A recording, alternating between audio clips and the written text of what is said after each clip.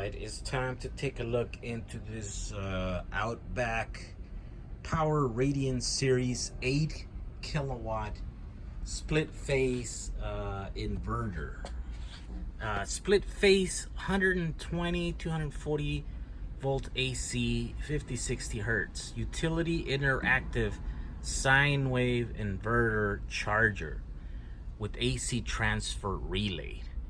I mean, that's basically what that means is that this is a backup inverter. Basically, you put a battery, a 48 volt battery, right? So 48. This, yeah, DC output charging voltage range 44 to 68 volts. That's the range for a 48 volt battery pack. DC maximum continuous input current 200 amps DC. And maximum input voltage 68, and range of input operating voltage 40 to 64. That's the same as a 44 to 68. That's the charging. Then this is the operating one. Yeah, basically this is a yeah, kind of like a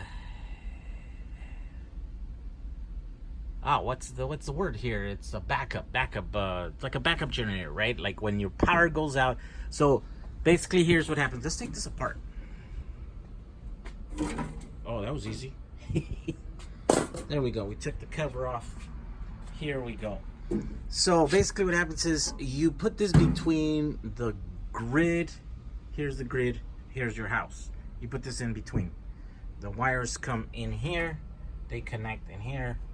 And then the one's coming in, the one's going out. And then the battery cables go on this side over here.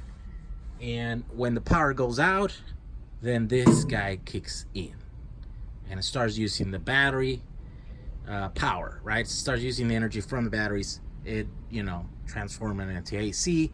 It sends them out here. Here, there are the split faces here, right? 1, 2, and then the neutral. So that's what this is based. Each one of these modules here is 4 kilowatt. So 4 and 4 equals 8. And then this is kind of just the brain, the combiner, I guess. It combines both of these and it spits it out. Here are the transfer switches. So these relays basically detect when the power from the grid goes down, then these will energize, change it, energize these guys or turn these guys on and start producing battery power, right? So I really couldn't take these off. I don't feel like taking it out, but I just took the screws there to poke inside, and look at that. It is a transformer base inverter. That's why it's so heavy, because there's 2 big transformers in here. And then in here, those are just a row of MOSFETs, right? Some kind of transistors there. And then behind over there is a row of capacitors. So there's not much in here. There's it's a pretty simple little thing. I think those are MOSFET or drivers. I think they look like little MOSFET drivers or IGBT drivers or something like that. These are big, big bulky bus bars there, basically to carry all that current. And then what's in here? Ooh, look at that.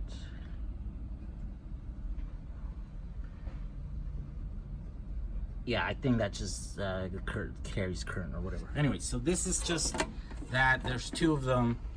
It looks like what I'm missing here is some kind of interface. There doesn't seem to be any interface here. The little screen where it lets you set and choose the parameters and stuff. I think these are made to run like, to support multiple of these units. So if you need more than 8 kilowatts, then you can put a second one. You can do 16 kilowatts. But everything, all the settings are controlled via a separate device. And I guess I'm gonna have to go and look for that.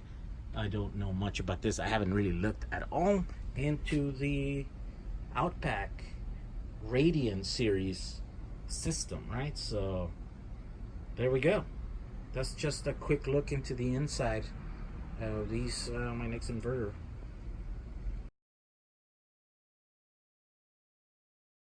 Tesla Roadster. Yes, sir. Okay. 2008. This is gonna be my first time. All right, we don't need to watch that. How is everyone going? Let's get this started.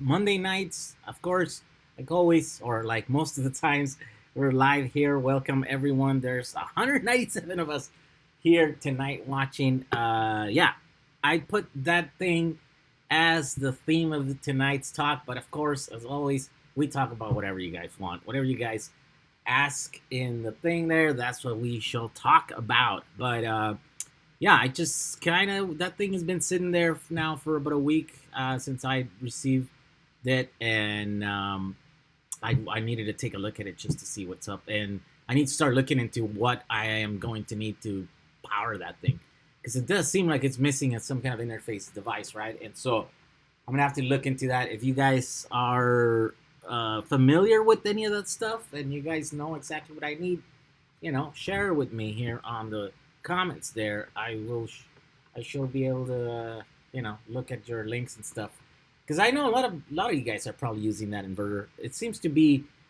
a very good inverter.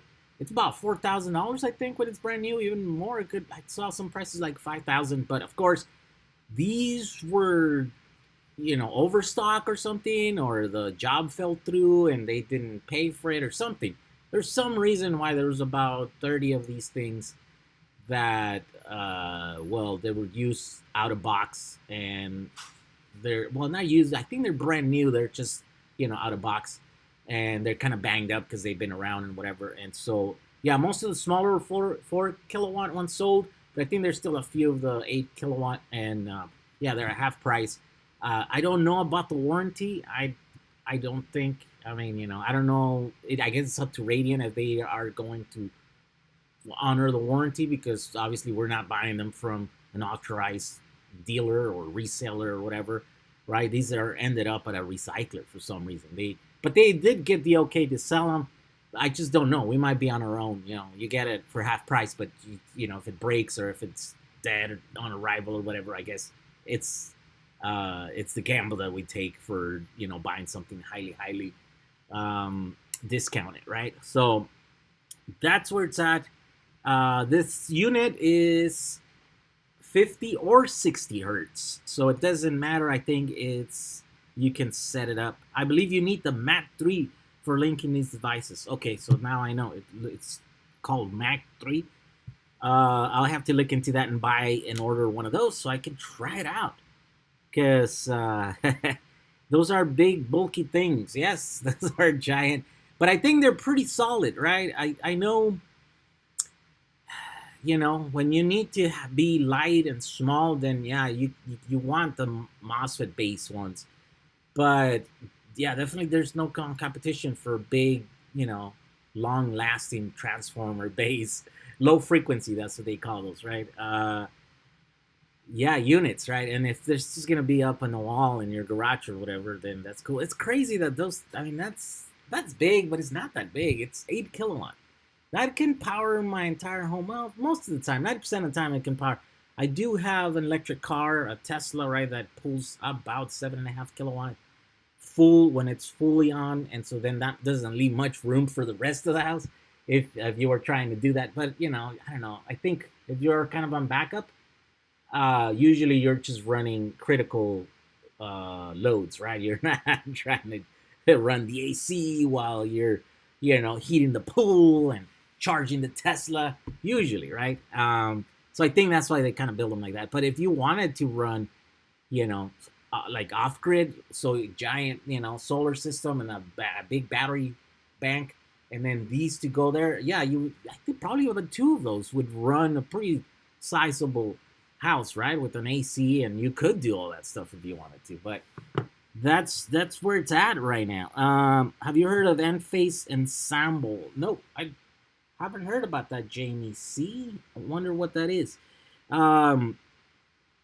Are you gonna book your Tesla battery or hook my battery Tesla? No, I think I'm gonna hook up my PCB base 48 volt battery. That's what I'm gonna do, because I gotta test those units, right? So that, of course, is all in the plan of building a big house-wide system using the stuff that we've been doing. I know there's a few of you guys that are beating me to the punch, but well, you guys don't have to make videos, and you guys don't have to tinker around and change and order parts, and you know, and try to make sure that everyone's getting their stuff out there. Um, yeah, so it's a lot easier. It's taking me a little while, but I'm moving forward. I'm inching forward every week, right? Along with all the other projects that I'm working at the same time. So there's a ton of projects going on here, but that is the main thing, so that I can use it. Yeah, I do have some plans to do something with Tesla battery packs, because well, I think that's the next horizon there. There's gonna be so many of them. I think a lot of Model 3 batteries. We're gonna have to figure out how to use those, what to do with them. They're big and long, and they're odd, voltages and whatever. But I think we have to figure something out. Maybe you can put them in the wall, cut them up. We have to somehow cut them into smaller chunks so that the voltage it's more like more 48 volt or standard, uh, acceptable, or works with the standards. But yeah, I think we have to do that, because there's going to be a lot of Teslas. There's a lot of Teslas out there, and there's going to be a lot of those battery packs. Hi from Ontario, Canada. Steptronic says, wow, Ontario, Canada. I live very close to Ontario, California, which is named after Ontario, Canada, because someone that came here early in the days came from there. So another one, Dr. Mapuffin from Cape Brenton, Canada. Also, wow, there's two Canadians right here. What kind of permits do you need to make your house a full off-grid solar system? You don't need a permit to go off-grid. Although, if you are within city limits in a lot of jurisdictions, you do have to stay connected, or you have to just have an account an energy provider, Edison or whatever it is, right? You can disconnect and use zero, but you're still gonna charge the base charge that they do to. They just want their money so that they can, fix the lines and all that nonsense. In essence, they don't want you just to be here in the city and benefit from all the benefits of staying, in being in the city, but not pay your dues, when it comes to paying all the little taxes and all the fees and stuff to, just run infrastructure and stuff. I think that's the reason why they do that. But yeah, if you can go off grid and you don't need no permits, I think you would need, like, normal building permits and stuff. Yeah, I mean, I think in some places you need that to change the door inside your home. Like, if you really go by the book, yeah, if you do anything to your house, you'd have to, get a permit and stuff. But no one does it. It's not enforceable in a lot of places. In other places, yeah, they have a lot of room to do things, as long as they're not, I think as long as they're not major changes to your home, you can do them in a lot of places, right? But it does change from place to place. It's different.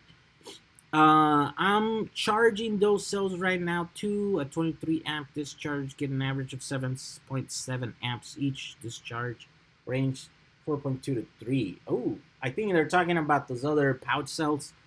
Those things are pretty good. 7.7 amps. Oh, amps, not amp hours. Okay, let's see. Let's get back here, because you guys are posting a lot of stuff.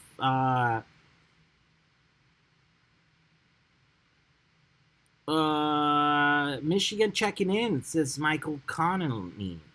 Tesla charging on solar panel? I would look up your local codes. We are 100% off grid, but we are in Arizona. Yeah, it depends. There are some rural places where they don't care, right? My father-in-law lives in Anza here in California, and it's on an incorporated place, I think, where, yeah, basically it's not a city, so you don't have a lot of services. And, I mean, there's you can pretty much do anything over there, right? It's out there in the boonies, and you know you could do it. It's just yeah, if you live in in the middle of Beverly Hills, you're gonna have a lot of routes. You're gonna have a lot of things that you gotta do because it's a highly congested area with a lot of rich people. So it depends area by area, right? Permits in California are usually pretty simple. A couple of $100, says Eggs Forkley. Um, Good evening, Jacksonville, Florida, says Mike J.F. HOA area? Where is the vehicle with a 4.1 megawatt hour battery? That's 4.1 million watt hours. Who knows the vehicle that is? I don't know. Where is that? I'm also from Ontario, Canada. Look at that. Another Ontario Canadians in the house. Can you design a battery to run 50 kilowatt per 12 hours for like a legal grow room? Yeah, definitely. You can build any battery for any size. That's gonna be a giant battery. What is that? Let me see. 50 kilowatt. Well, yeah, 50 kilowatt by 12. Why 12 hours? Don't you have to run that like 24 hours? Or it's only half? But you just multiply that, right? 50 by 12. What are we talking about here? Woo! 600 kilowatts. So, yeah, 600 kilowatts, right? What is that? 600? That's not that bad, I guess. It's a big battery, but it's doable. I love my 2014 Nissan Leaf batteries. Try these; they're coming down in price. Currently live off grid in a city, and I don't need to be connected at all. Red tag on my meter. Really? What city do you live on, Clearance J? That's interesting. What's a red tag on the meter? What does that mean? Um, Ruben Salazar's in the house, Dallas, Texas. What's up, Jay? Still trying to figure out how to power my spaceship, says Belta Leon. How do you manage your projects and time? I don't. I just get up in the day. I get up every day and I'm just like, I gotta try to get something done today. And then I get sidetracked and do a bunch of things, but I didn't get nothing done. Mostly that's every day of my life. That's what happens. Let's see. Some guy says, because of you and many other YouTubers, I built my own battery, e-bike battery. There you go. What battery is best for general consumption? All of them. I don't know. Depends. There's batteries for all kinds of different setups, and there's no such thing as general. I mean, what's general? Let's see. What is that? Oh, electrical permit require licensed electrician so you don't burn down the neighborhood and stuff. Yeah, definitely. In some places, you do need all that stuff. I need to taste the lead acid. What? I like the taste of lead acid, but it has terrible capacity. There you go. Don't be eating that lead, man. It's bad for your brain.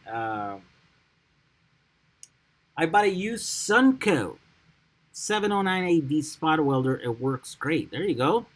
Oh, you usually hear bad things about those. It doesn't work. It doesn't have enough power to burn through the things. It's the first time I hear it works great for you. Do you still recommend using Tesla batteries for home power wall setup?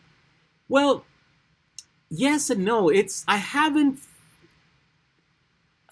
100% figured it out. The thing with the Model S modules is they're 6S. So that's not exactly 24 volts. So you'd have to find some equipment that works with that voltage for 12S, right? Now, I don't have firsthand experience into what sort of the inverters work with that. If you can find some that work there and you can stay within that 12S voltage range, then you're good to go. But And I know there's six exists some out there, right? It's just you know, it's like, for example, the smart Tesla modules. We found the inverters that would work with the 15s uh, voltage range, right? And so that's one cell extra than what it needs to be. But two cells down or less, then I don't know firsthand, right? So I don't really recommend it. I know it can be done. They can be used. You could also just like build another pack and put it on series there, like a 2S pack using the same cells from those modules, right? So I want to make a video where I do that, right? And then you're at 14S and with the same type of batteries and the same stuff, and all you have to do is just now it becomes a 14S pack that you have to manage either with a BMS or whatever. Um, Also, ordering a custom inverter from China that can operate within that voltage range also is another way to go, right? Yeah, I think that's the way to go. Other than that, I don't know how much of the battery is left in there, right? If you were to use it at 12S, it'll work for a certain range. I just don't know if it's worth it, right? I don't know if you're leaving too much of it there unused. But because you always want to build bigger battery than you need anyways, so that you can cycle it less often and you have some headroom, you stress it less, it'll last longer and stuff. And it might just work out, great without having to do anything. You just plug in your 12S. But not having done it and not having really looked into it, not having firsthand experience, I kind of have trouble uh, having a very set opinion on it because I don't know, right? What do I know? So yeah, I don't really recommend them too much. That's why we're doing all this other stuff. Uh, and then yeah, because they are the best bang for your buck. I mean, they're already made. They're nice modules. You know, 6S modules. Uh, it's what $300 a kilowatt hour. I think that's about what it comes out to be. But they're done. You just put them in there and you screw them together and you're ready to go. You're down to like designing some box or something, some cabinet to put them in, and how you're gonna hook up into the wall or a shelf or a thing. Um, yeah, it's definitely a thing that I'm gonna have to look into pretty soon. Let's see. Please do a dirt cheap electric build. I love to see that. Yeah, that's a big project. That's the problem. And it's cool, except I'm still a one man band, and so it's hard to tackle the big projects. I mean, I have these days I have 10, 20 smaller projects, right? And those are kind of still getting out of hands, but every once in a while I can get done with one. And I'm like, here's a video, where yeah, I mean, yeah, I will tackle some big projects coming up. I'm sure, right? It's just it's always changing. It's never the same with me. I get tired of doing the same thing over and over again, and I'm kind of getting tired of the little projects right now too. When I get tired enough, then I'll move on to doing other types of projects and stuff. Um, how long does a power wall last? Depends on the cells, depends on the usage, depends on the stress levels you put on it, right? So it's a bunch of variables that make it impossible to just say, give you a number. But anywhere between 5 years to 20 years should be anyway.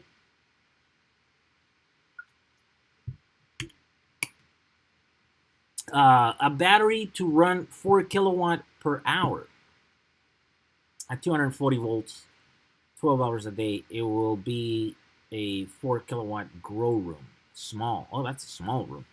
Wow. Has anyone seen a 10S cell reader? Already have a BMS, but I want to read the individual cell voltages. I didn't spring for the BMS with Bluetooth. Oh, I see. Yeah, they don't. For some reason, they don't make them. For some reason, the RC world stopped making stuff. They after 8S. Everything that we have, those little things are. That's why we had to make Well, actually, no, we could have. I guess the only way would be to like design your own custom one, like the one I have over there. It's the 7S, the one that we made, and just do a 10S, and then you'd have like little things, right? Um, yeah, I guess that would be the only way because I don't think nobody makes them other than like you say there with like a computer and through the BMS or some other thing. I haven't found one that it's easy. Because yeah, it would be cool to have a 14S one, right? Because that's 48 volts right there.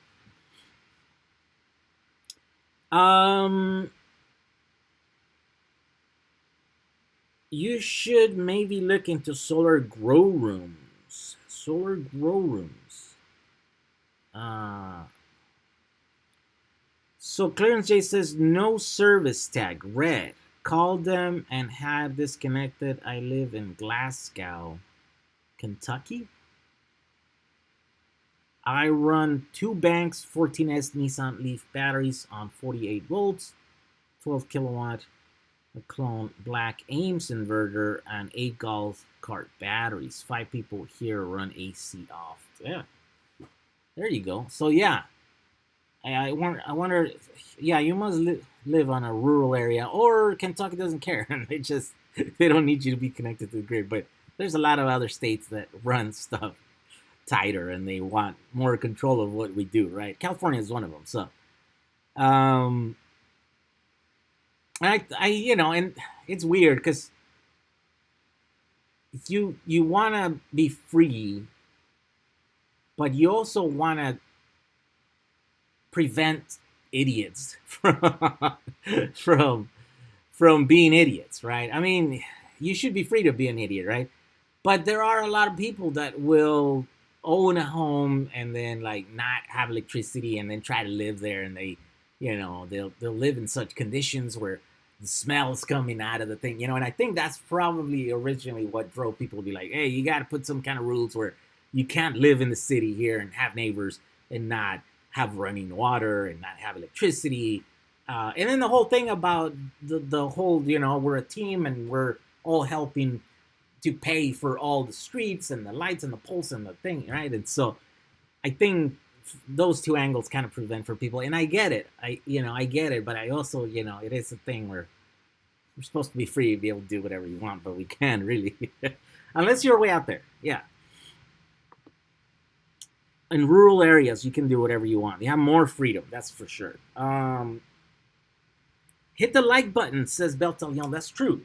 Hit the like button so more people watch this video and they can, join us. Rural needs more persons like you, says Travan Kumar. Well, I don't know about that. You mean short and uneducated now? How hard would it be to upgrade your van to have a 200 kilowatt battery and try to set a new long range record? I mean, not hard. It would take a lot of battery, and I'm already getting there. Like, I have all that battery that's there that people were saying they were gonna come and take.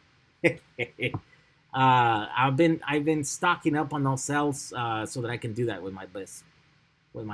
I want to build custom modules that fit, so they custom fit in the floor. And I don't know if I can put 200 kilowatts in there.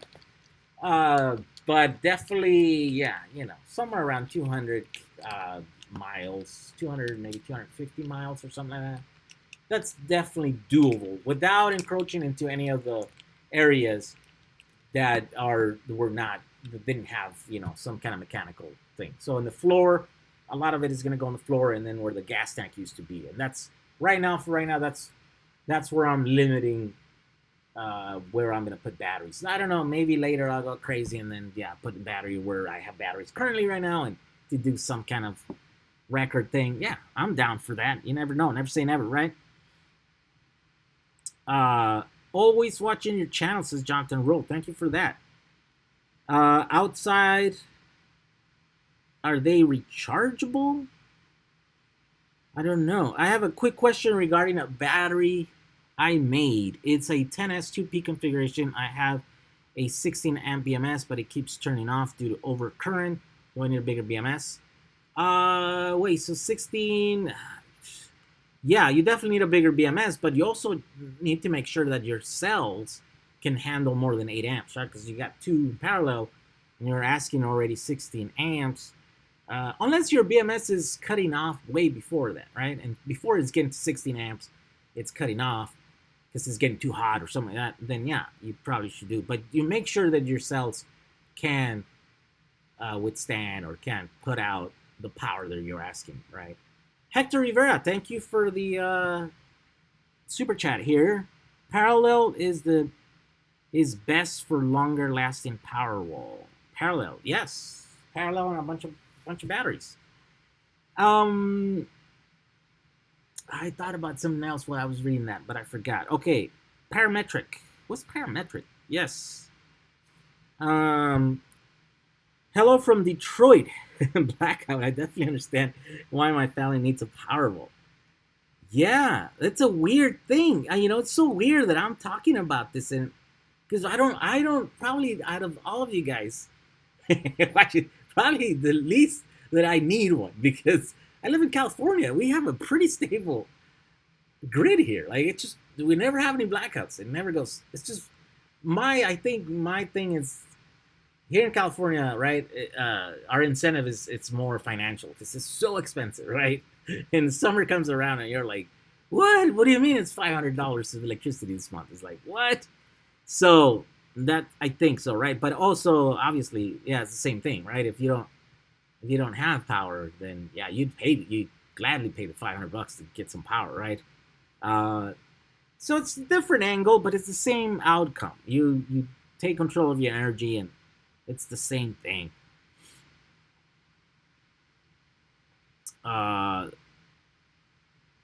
Let's see. I have seen a lot of your threads about power walls. What about whole house UPS? I get a lot of power dips. Yeah, essentially that thing that we watched earlier, that inverter, it is a whole house UPS. It's an 8 kilowatt, 8,000 watts UPS. And you can daisy chain another one. You can, I think, use multiple of those units. So you can go 16, 32 kilowatt UPS. So yeah, if you have a giant house with, AC units and cars and, pools and all that stuff, which I guess it can happen. I just, I seem to think like our reality is the only reality. And there's a bunch of different ways of doing things. And so I guess there are a lot of big houses in the United States that need a lot of power, and so that's why you can use that. And yeah, they exist. And in fact, that is what I'm going to do. There's two perfect systems that I've thought of in my head, and one of them is a backup system like that is always running out of the backup batteries, right? And the batteries are always being charged from solar. And so then whenever there's not enough solar, not enough energy, and the batteries get too low, then it just automatically clicks into grid power, right? And then the grid power also charges the batteries, and then once they get charged, then it clicks back. That's kind of the perfect system there, right? Because you're off grid, even though you're not off grid, even though you're still connected, and you're using the grid as a backup. So, how about experimenting with flow batteries, except using gel for the van. Except using gel. Yeah, I don't know about those. I don't know enough. I never seen them. I don't, they're not real to me just because I can't get my hands on them, right? I can't, my mission is, I have several missions, and I think sometimes it's hard for people to understand what I'm doing. People ask me all the time, like, if, 18650s are the best batteries, right, in your opinion, which they are. Why are you building all those stuff with the other cells, with the pouch cells, with the head weights and stuff? And it's like, yeah, part of my mission, right, a big part of my mission is also to find uses for these batteries, right? We have so much trash in this country. We're really wasteful. And there's literally, I know these guys are now my friends, they're my colleagues, have warehouses full of these batteries, right, that need to be found a use, or else they're either going to China, right, and they're going to enrich an external, country, or they're going to go into early you know, uh, end of use, right? So basically end of life or something. So they're going to be melted, or, best case they end melted, or worst case they're going to end up in some landfill or some place where they're not supposed to. So part of my mission is to find use for all this trash, right? Which is not really trash. It's got a lot of value because we can use it. There's batteries that have energy in them that, they have the ability to store a lot of energy. And just because they're not, brand new, that doesn't mean they're useless anymore. So that's why I find myself doing all this other stuff. And so that's the reason why I don't mess around too much with these flow batteries, right? Because, I mean, I never seen them. They're not. Tom doesn't have them in his warehouse, so I don't feel the same urgency to look into them. That's the other thing about like other guys on YouTube that are pushing all these Chinese batteries, right? They're like, why are you pushing this? There obviously there are cheaper Chinese batteries out there, right? And I'm like, well, yeah, but that's not my thing. I'm not trying to find the cheapest solution for it. I'm trying to find the cheap solution that also fits all the other little boxes, right? That can also is good for the environment. And bringing brand new Chinese batteries, from across the world, it's not the best thing to do, right? Especially when we have so much battery here in the United States that is being put on containers every day and being sent back to China. That is happening every day as we speak right now. There are a few ships on the way to China with 18650s, from laptops, from modems, from electric cars, from all kinds of different things that we could be using, right? Except, so the thing that is missing here is people finding, showing you guys how to do that, right? And make the, because it takes a lot of work to figure out how to use those batteries and stuff. And so I think that's what's missed a lot of the time into what my mission here is. It's, it's not just to find the cheapest Chinese batteries. Definitely that's not my thing. It's like my thing is try to find what's in here and use them here. Yeah, there's a lot of stuff that is coming up and it's going to be expensive and stuff. And I do know that depending on your situation, or your application, sometimes brand new batteries from China, some, exotic new chemistry or whatever, it's going to be the best thing for your project, right? For most of us, I think, whatever the use or surplus stuff that is here, it's worth it. And I know that because I see you guys building stuff every day. You guys send me pictures. You guys post on our Facebook group of all your projects that you're doing. And I mean, yeah, some of it is crazy. Let's see here.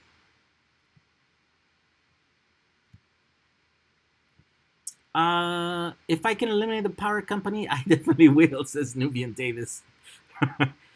I will read up on that one. How about saltwater batteries? Yeah, it's another one. So I keep reading about those and people keep posting stuff, but I don't know much about them because I haven't seen them. I love generating my own power. John Goodenough. Is John Goodenough new solid glass ion battery design something that can be done on a DIY basis? I bet you 100% that it will. If someone can do it in the lab, someone can do it in the garage. It's just might be really hard. I think they can't really do it in the lab yet, right? It's not a commercial product yet. So it's probably very hard to manufacture, very expensive probably, or the process is very hard or something like that. And that's the reason why, we're not seeing them in our phones, in our cars yet and stuff. But yeah, eventually it will be, I don't know if making your own batteries in your garage is a thing.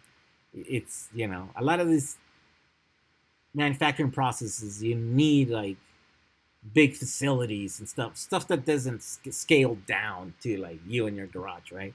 And that's the only reason I think why sometimes we don't do that.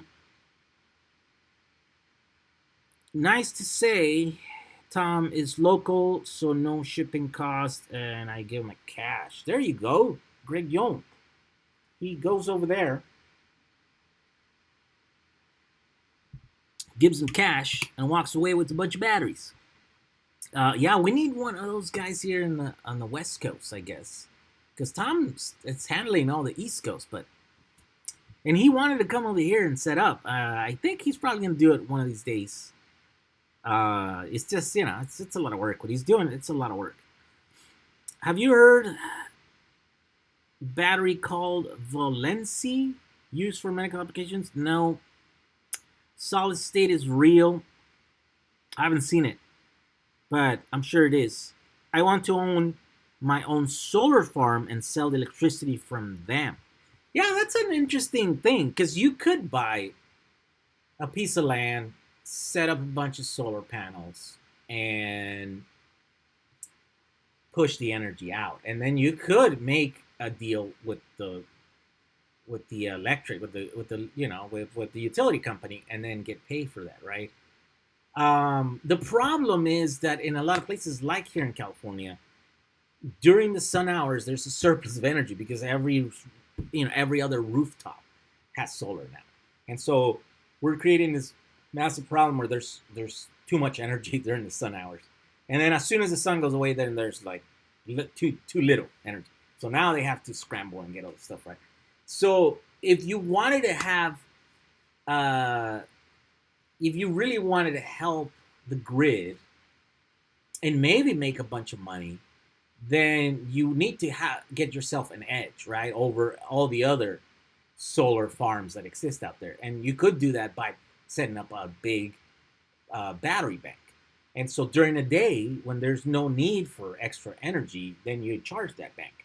And then in the evening, when the grid is struggling to keep up with everyone coming home and turning on their ACs and lights and TVs and stuff, then that's when you sell the power to the electric, right? And you might be able to capitalize on that, because then they might give you better, you know, they might pay you better for each kilowatt that you give on a time when they actually need it, as opposed to in a time when there's too much already, right? They might not even, you know, want your extra power during, you know, the sun hours.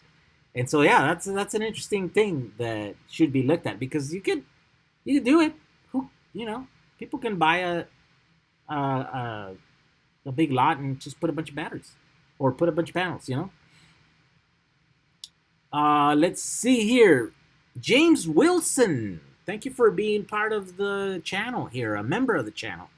I really like the saltwater batteries. I was looking to use it in a project in Ghana. There you go. I have seen some. I guess I have to see some. Maybe one of you guys out there has salt batteries that I can come and look at. If you do, comment down in this video so I can do. If you're local here, not even if you're local, if you're somewhere. Hey, if you're in Hawaii, I'm actually gonna be in Hawaii next week. The last week of this month. I kind of need a break. I'm gonna burn out from all these projects, so we're going for a week. We didn't get to see the whole island last time that we were there. We're going to Maui. If you have a solar system and you're in Maui, especially if you are in the Lahaina area, that area of the island, let me know.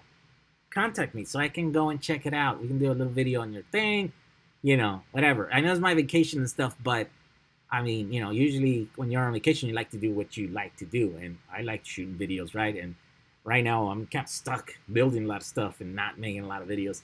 So yeah, it feels right to just go and do a video. I'm gonna do a video, something, you know. I don't know what it's gonna be at, but it would be great if I can do it about some solar setup or something down in Maui, on the island of Maui. Let's see. What is your opinion on Samsung INR 21740T battery for a Powerwall? Yeah, it's good. It's good stuff. The 40T Samsung. Oh, okay. So I have the Samsung 48Gs right here, and like I said in another video, I think might get a bunch of these, like, you know, I don't know, 60,000 of them or something. They're great, except they're really expensive. They're really expensive. That's the problem. They're too new, right? Once they become more popular, I guess they're gonna come down into price. But for example, these right now, what the prices there are, they're really good for other applications, right? I mean, if you're rich and you can spend a bunch of money on the latest battery technology, go for it, right? The problem with the 2170s, is that they're very energy dense, and so that you're paying a premium for that. To give you an example, this is an old battery, man. This battery and me go ways back. This is the LPE6. It's a Canon battery. It's for all the Canon cameras. I thought I was done because at some point I moved away from Canon. I moved to Panasonic Lumix line of cameras, and the Panasonic ones have a different battery. By the way, that is almost, I can see right there. I'm gonna have to change it pretty soon. Anyways, but it turns out that this battery would come into my life again because I got another camera that needs this battery. So just take a look at this thing. This is 18 watt hours.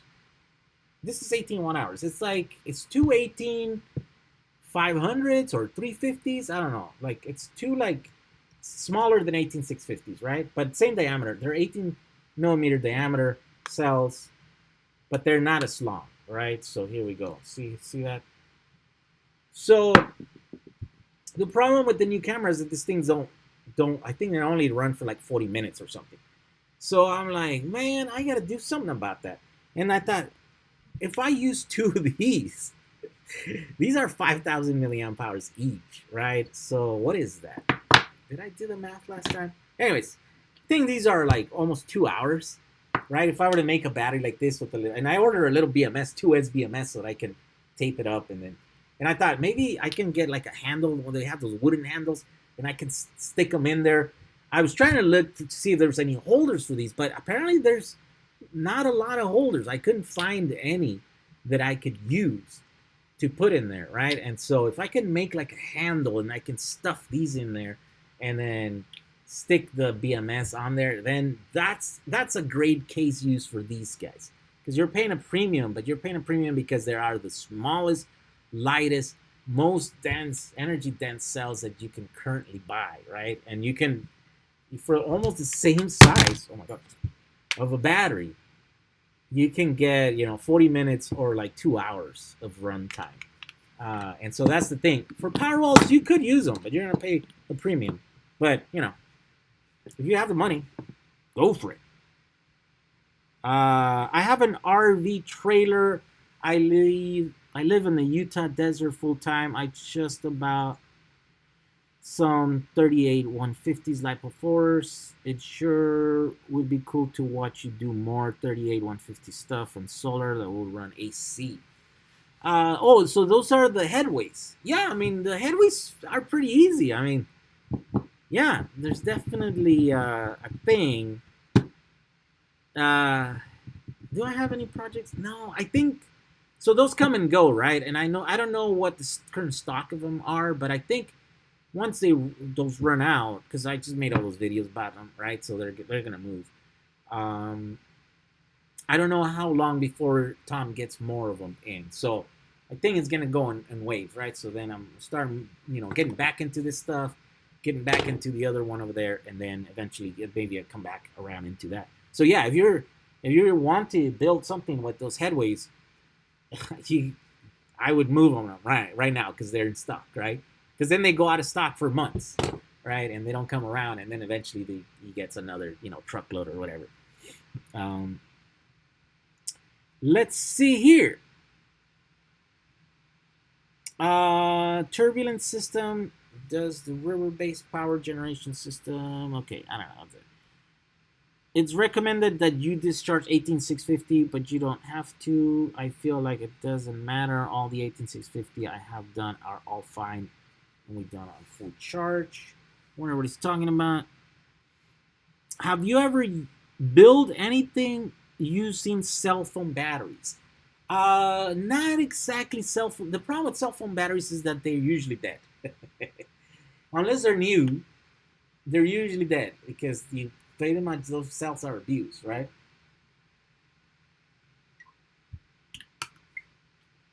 They're cycled daily, and they're hard. Their cycles are hard all the way up and all the way down.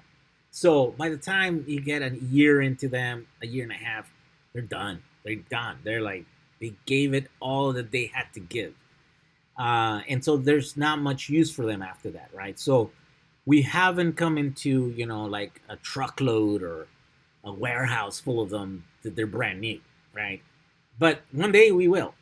Definitely. It's coming up. And it's going to be great because those things are amazingly packaged, right? Uh, yeah, I mean, you can get an extra 40% more in the same space than these guys because you don't have all that wasted space when you got those flat panels, right? And so yeah, definitely. If we had a bunch of those, like I was going to get one day. So there was a time where LG wanted to give me 5,000 of those cells. They were 3,600 milliamp hours or something, and they wanted to give me 5,000 so I can put them on my bus. And then it was going to be like the first electric car made out of cell phone batteries, right? And that was the thing that we were going to do, and we were going to use that as a marketing thing for their cells, because they were better or whatever. But then they backed down, unfortunately. But I was gonna be able to put some crazy amount, like 80, 90 kilowatt hours, just in the floor space of my bus. So it was gonna be great, and I would be going for those if I could get my hands on them. But you can't. They're really expensive because they have a high street value, right? Because everybody needs a cell phone battery. So yeah, it would be great, and it's coming. We're gonna do something again once we get our hands on something like that. There's gonna be a phone. There's gonna be some application where they bought a bunch of new ones, and now they change the design, and they can't find another use for them, and they're gonna sit in a warehouse for a year, and then eventually they're gonna call Tom, and they're gonna be like, "Hey, we have a warehouse full of batteries. They're these flat ones. Take them. How much do you charge us to get rid of them? That sort of stuff." I have Lipo 4, and I love their performance so far. Great storage, small package. Currently have 600 amp hours, but still looking to improve. Love your content. There you go, JB241317. Wow, that's... I was just on their side, and their product looks great. Aekion? Let's see here. Woo, 600 amp hours. Yeah, that's a battery pack. I am DJ Darcy says I am at school right now. Really? I can 3D print you a holder for those batteries, no problem. Oh yeah. Right?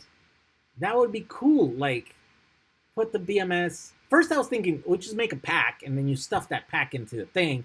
And then it's just like the battery's not just powering the device, it's serving dual purpose, right? Because we have all these it's crazy. I'm like, why am I getting into this stuff again? I thought I was done with that. But all of a sudden I needed a new camera, and it's bringing me back to all of this stuff, right? But anyways, this is a handle that we made for rigs, right? And then you would put rods in here, and you put your camera, and then you would carry the camera. It's so crazy because it's just a big chunk of aluminum, right? That is cut and stuff. And I'm like, this is just a big aluminum. Why don't you like hollow it out and then you stuff your batteries in there? Bam, make it a little bit longer, right? And then that handle is serving dual purpose. It's a battery and it's your handle. They have some that are like sideways like this too, and they get fancy. They start making them out of wood and stuff. Perfect to fit two of these batteries side by side. Let's just, get into my ideas. Here's another one. I used to do knurl handles, right? So that you wouldn't have to use these little, I don't know, this foamy thing or whatever. But that's from another era. From another time, from another era. That's what I used to do. I know it's calling my name again. I don't know why. How you doing? I'm a longtime fan, says Clear 8. I've been watching your channel for a while now, and I end up purchasing some 86s from China. They advertise 11,000 milliamp hours, but they only have about 500 milliamp hours in battery. Yep. Unfortunately, that's common. I already got my money back for the false advertising, but what should I do with them? It's about 200 cells. Use them. I mean, I don't know. Use them in some place where you can get. That's the thing. It's just you don't know what you're getting. It's mystery cells. Are they just really old? You know, Panasonic, Sony's, or any of the big five manufacturers, or are they some Chinese little manufacturer, or are they full of sand and they have a tiny little battery inside?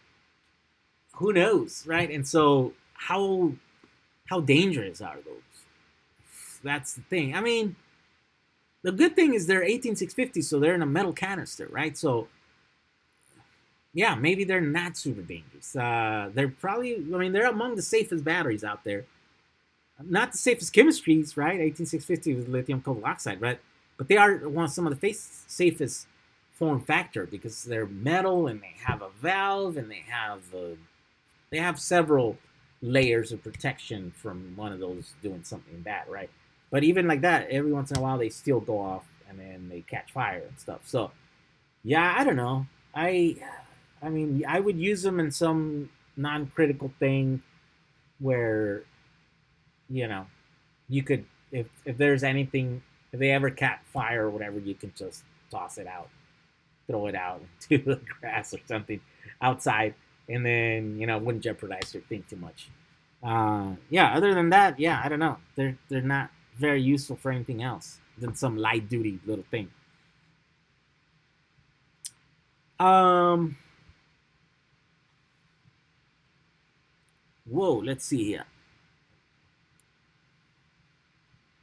Do you prefer soldering or spot welding to the 18650s? Uh, I mean, I used to do the soldering thing, right? Soldering, but it's a lot of work. It's a lot of work. And spot welding, it's a lot easier and it looks a lot cleaner. Uh, it's still a lot of work though. And nowadays, I'd want to build batteries like for big batteries. I want to build them like this, where you just pop them in. I mean, you're still soldering this stuff, right? Uh, but if you can have someone else do this, like this one, for example, this is a thing that someone else soldered for me, and I might be able to sell these like this already put together. I just don't know. I don't know if it's gonna work out. I think, yeah. I don't know. Well, we'll have to see this, right? But this is probably the way to go. That's currently my favorite way to assemble large battery packs. Small battery packs, yeah, solder them or spot weld. I do have some spot weld packs in here that I did to do some tests, and look at that. Look at that pack, right? There are the see that those are the fuse links, and then those are spot welded into those brass strips there. So you definitely do it. You do it nice, clean build doing it this way, and it would be great.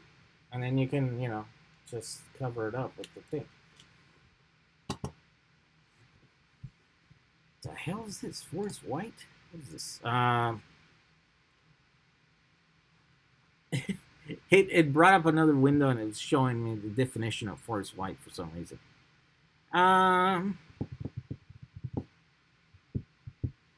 I don't imagine it's perfect. Okay, what are we talking about here? We're talking about something else.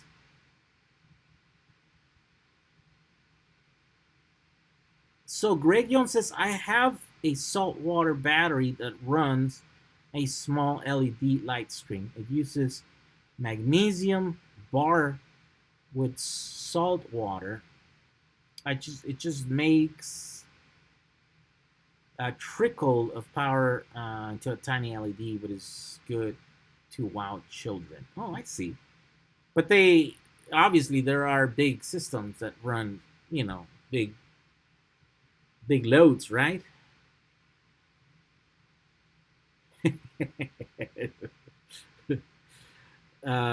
Brass is cheaper. Says definitely need the assembled kit. Soldering is not for everyone, says our Nuggets.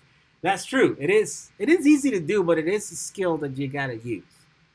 It's not everyone has it. Not everyone. Not everyone has the patience for it. That's definitely that's truth, right?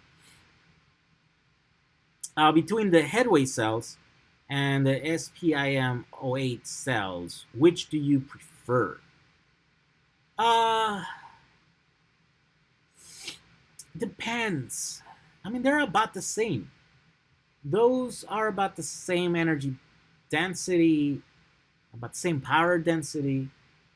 The only thing with the lithium iron phosphate is that their voltage range is much narrower than the other ones, right? So that I don't know. I don't like that too much. I'm much more comfortable with the lithium cobalt oxide, but lithium cobalt oxide has shorter lifespan. So if you're looking into that, you got to take all that stuff into consideration, right? I don't know. I haven't done the calculation to see where they are in price. If they're around the same price. Um, I like lithium cobalt oxide chemistries because they're the most energy dense, and for everything that I'm trying to do, other than Powerwalls, they're usually the best cells. Yeah, but I guess depends. If I'm gonna choose the battery for like someone out there that maybe doesn't know about batteries, yeah, lithium iron phosphate is the way to go, right? If I'm choosing some of those batteries for me, maybe the pouch ones are my favorite to use. Um, yeah, I don't know. It just depends. It's a lot of variables. I'm looking at the headweight cells you advertised on your channel. I was wondering what you would recommend on as far as charging it on a 24S e-bike. I had seen your video on serious connections on BMS. I don't understand, Legna. What are you asking? What would you recommend on as far as charging it on a 24S bike? So you're saying what should you use to charge it? That battery? It's a 24S battery that you're trying to make? Yeah, just figure out what the voltage is and get a charger. I mean, there's a bunch of chargers for e-bikes that are, I don't know. I don't know if lithium iron phosphate is a common chemistry on e-bikes, but I mean, if you're doing, so what did you say, a 24S? What's a 24S? So 3.65, right? This is typically what is considered, top times 24. That's 87 volts. So if you can find a charger out there that the top voltage is 87.6 volts, then you use that. You just got to start looking at little chargers, right? And there's a bunch of them. I have one here.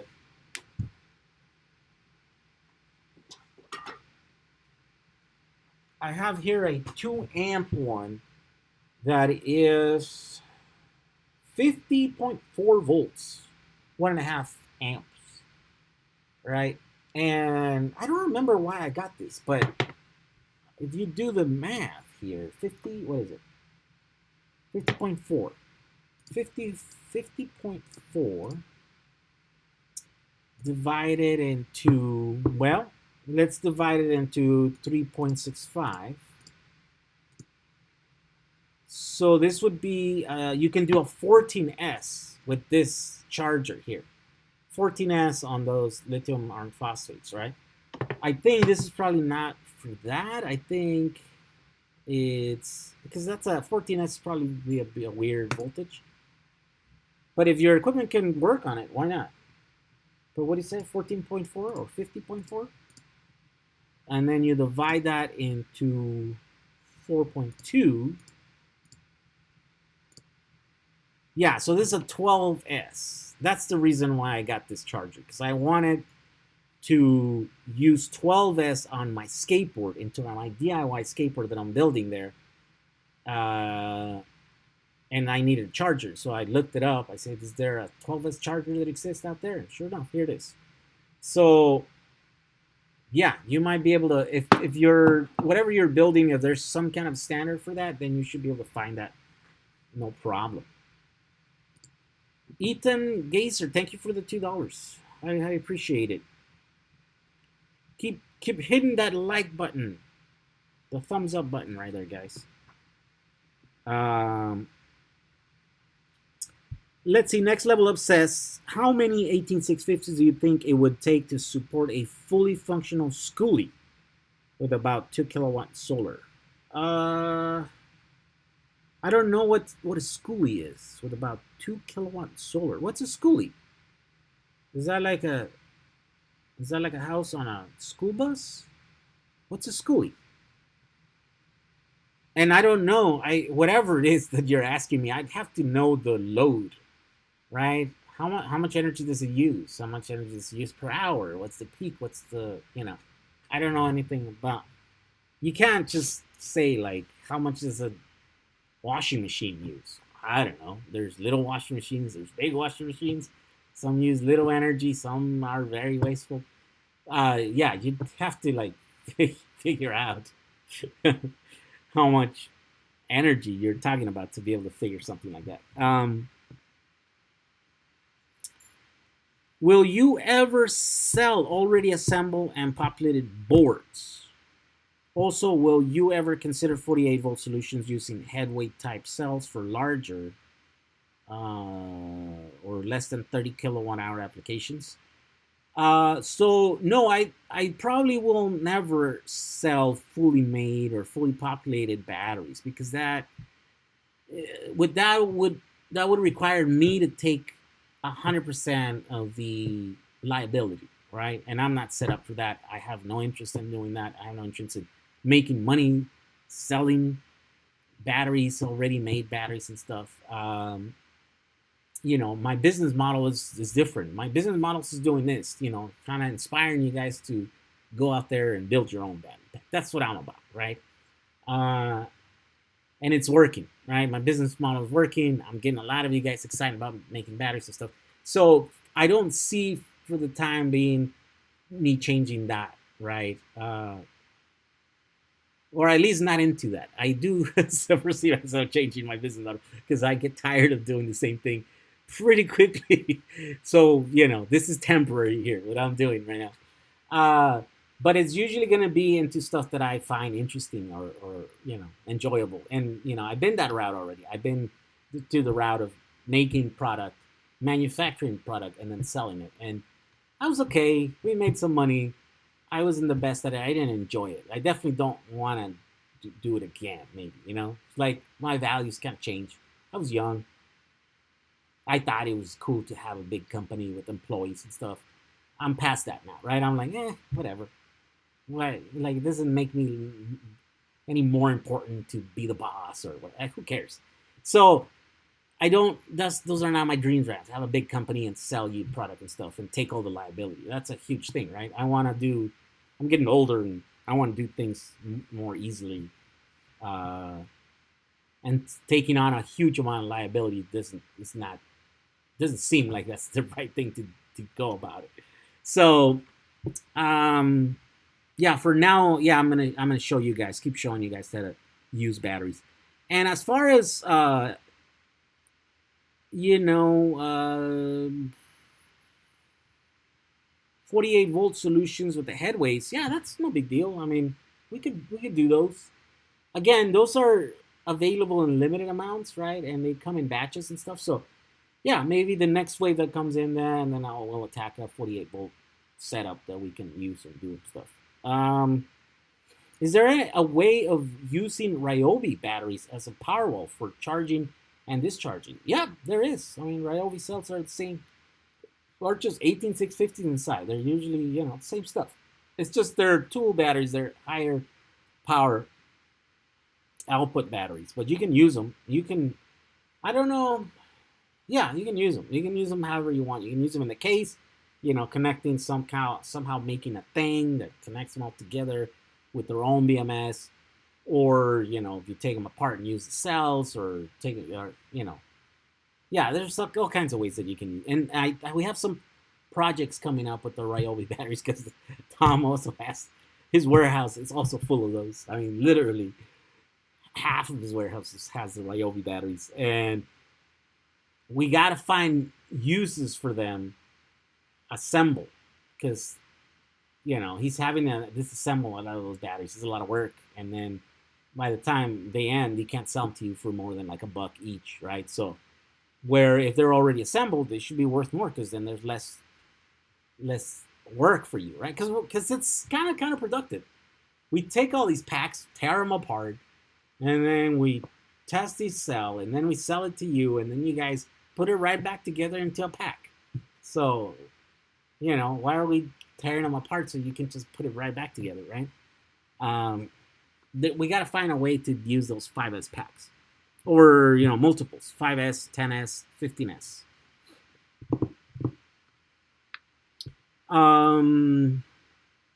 If you're building many battery packs or building battery packs often, like I'll be doing for a small business, then I recommend a spot welder. There you go.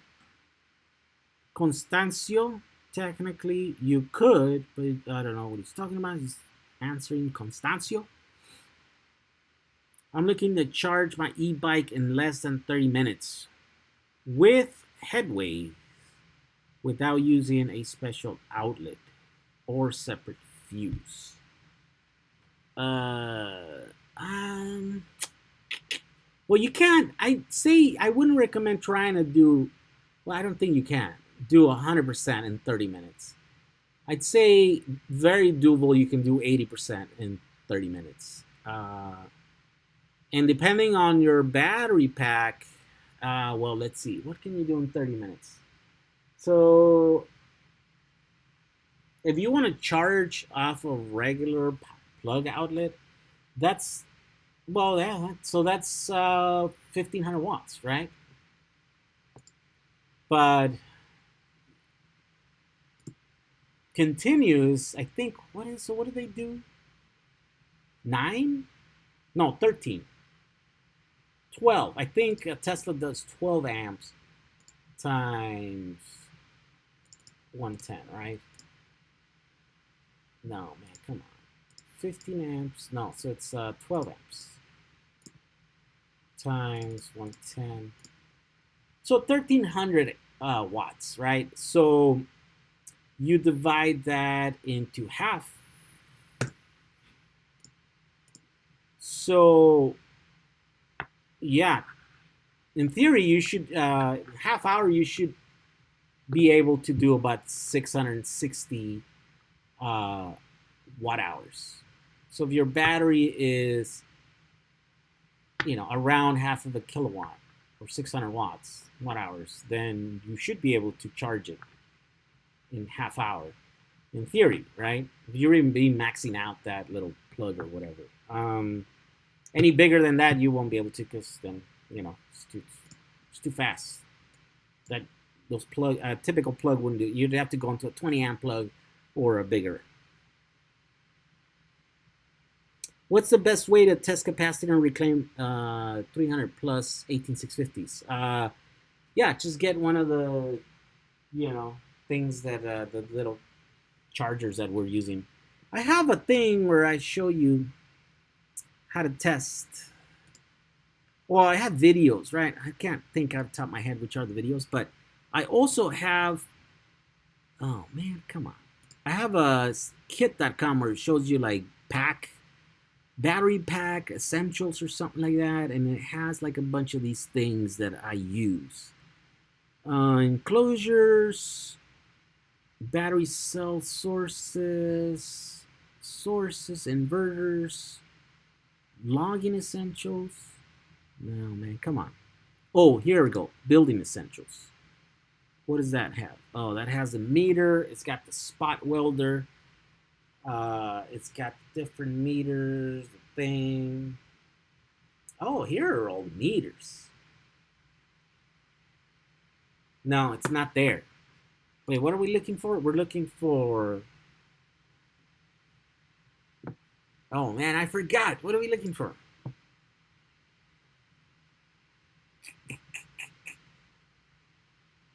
I forgot what we're looking for. If you remember, let me know.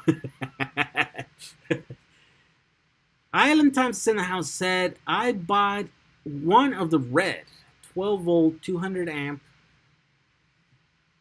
LiPo 4 BMSs. Oh, okay. Yeah, okay. I wired it in between my 3 solar controllers.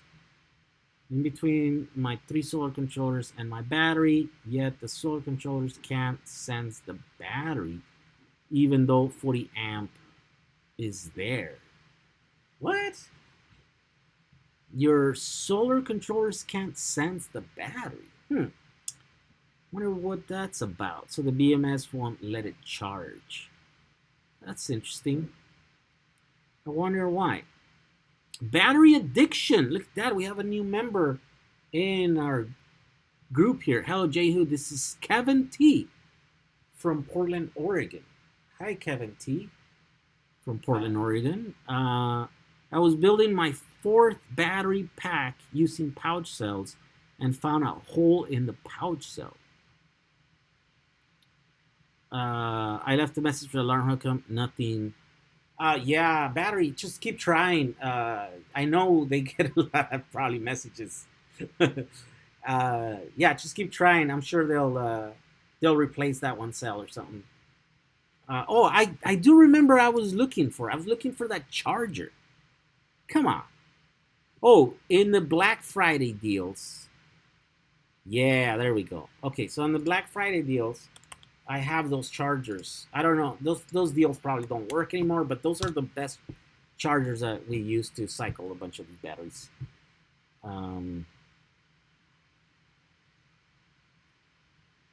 How do you know what size BMS to use on a pack?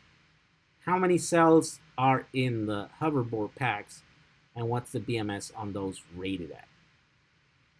So, I mean, you shouldn't really go by the battery. You should really go by your load.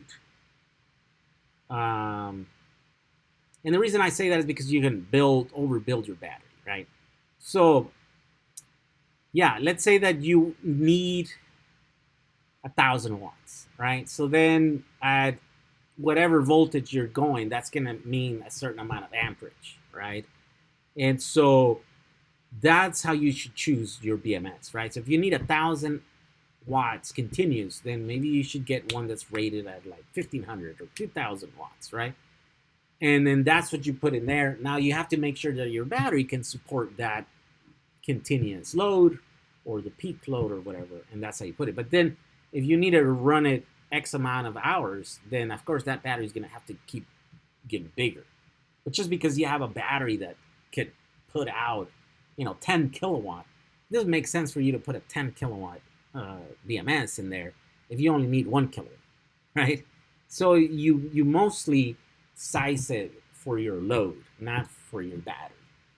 And it's usually on the hoverboards. I think they're like 20 amp BMSs, and they have cells that could put out 10 amps, 8 amps. I think they're like 8 amp continuous or whatever. So the battery, stays within the little space. What's up? Huh? Yeah, I could take a break. Let me take a quick break. I'll come back right now. Break. Tesla Roadster. Yes, sir. Okay. 2008. This is going to be my first time. Okay.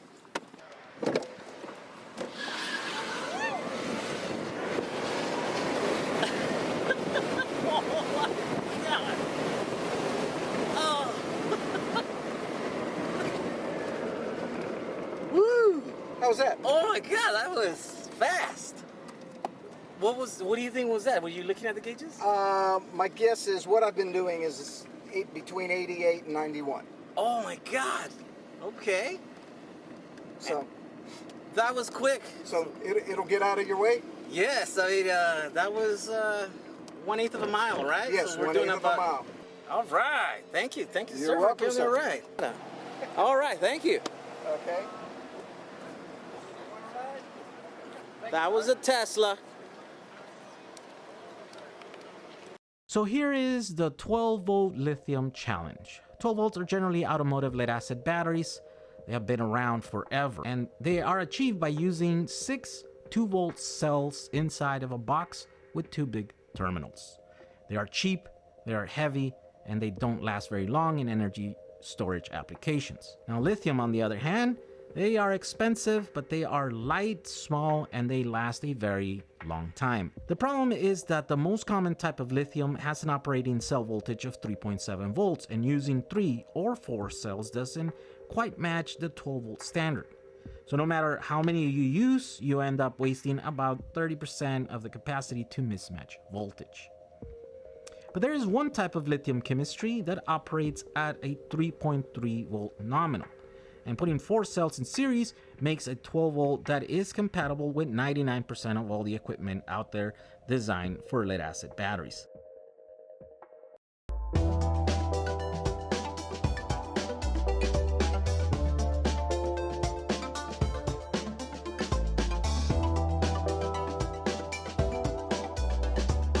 Do not connect these backwards, and whatever you do, do not short these cells. Each one on a dead short can do about 300 amps times 8. That equals a very bad time. Unless you're looking to melt stuff, then it would be a really good time with fireworks and all. But you probably don't want that, so do not short these. Alright, carry on with the build.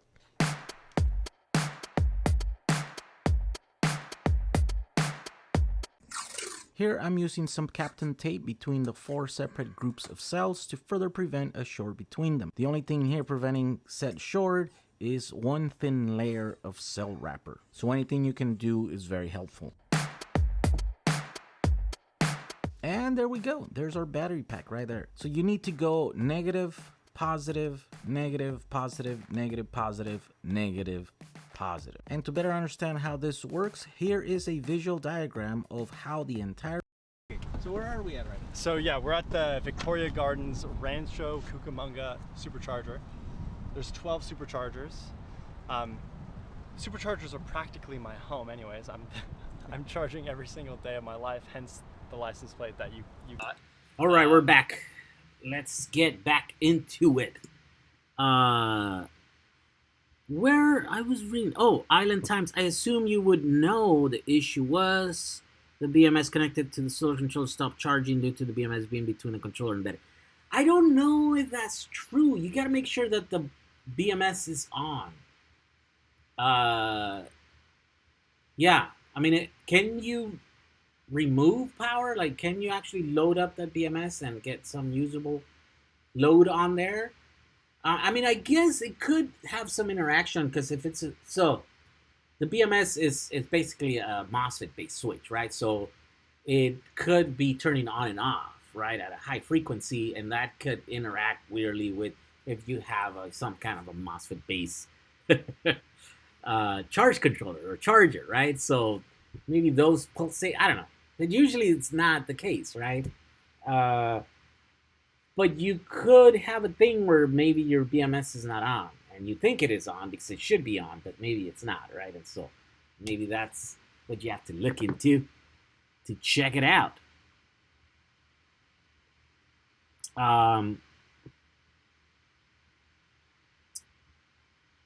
Canadians just got a place called 18650 Canada or something. It's run by a DIY e-bike guy. There you go.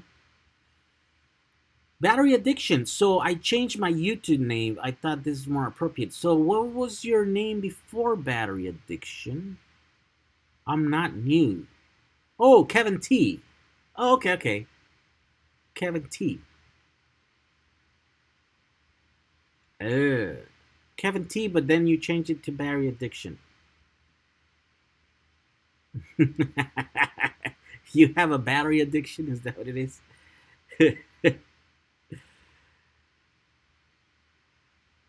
Let's see. Love the wrench video on the clip. Oh, yes. Those batteries can melt some stuff. They can do some power. Can I use recycled laptop batteries with your PCB kit? Yeah, but you'll have to test them, and you have to make sure that they're alike. so that they're going to be, similar batteries, right? So similar capacity. And when you put them in here, they have to be similar voltage. So they have to match, right? Now they don't have to match to another board, right? You can have used batteries on this board. You can have new batteries on another board, and you can put them together, and they can coexist and work together. But you can't have a weak cell here and then a strong cell right next to it. That's gonna lead you into problems. Now, if you do that and you're building a massive battery system, you probably could get away, right? But typically don't, because these are all pushing. This is a battery pack 7S, and when you put another board, then that's its own battery pack 7S, and they're all pushing together and pulling together, right? Charging, discharging together. They are connected together, so there is some talk between the cells, cell number 1 to cell number 1, and the next group on the next board, and then the next board. So the groups are also this way, 7 giant groups, right? But if they're all matching to each other, then that's the sweet spot. That's when you will eliminate all the problems, or most of the problems,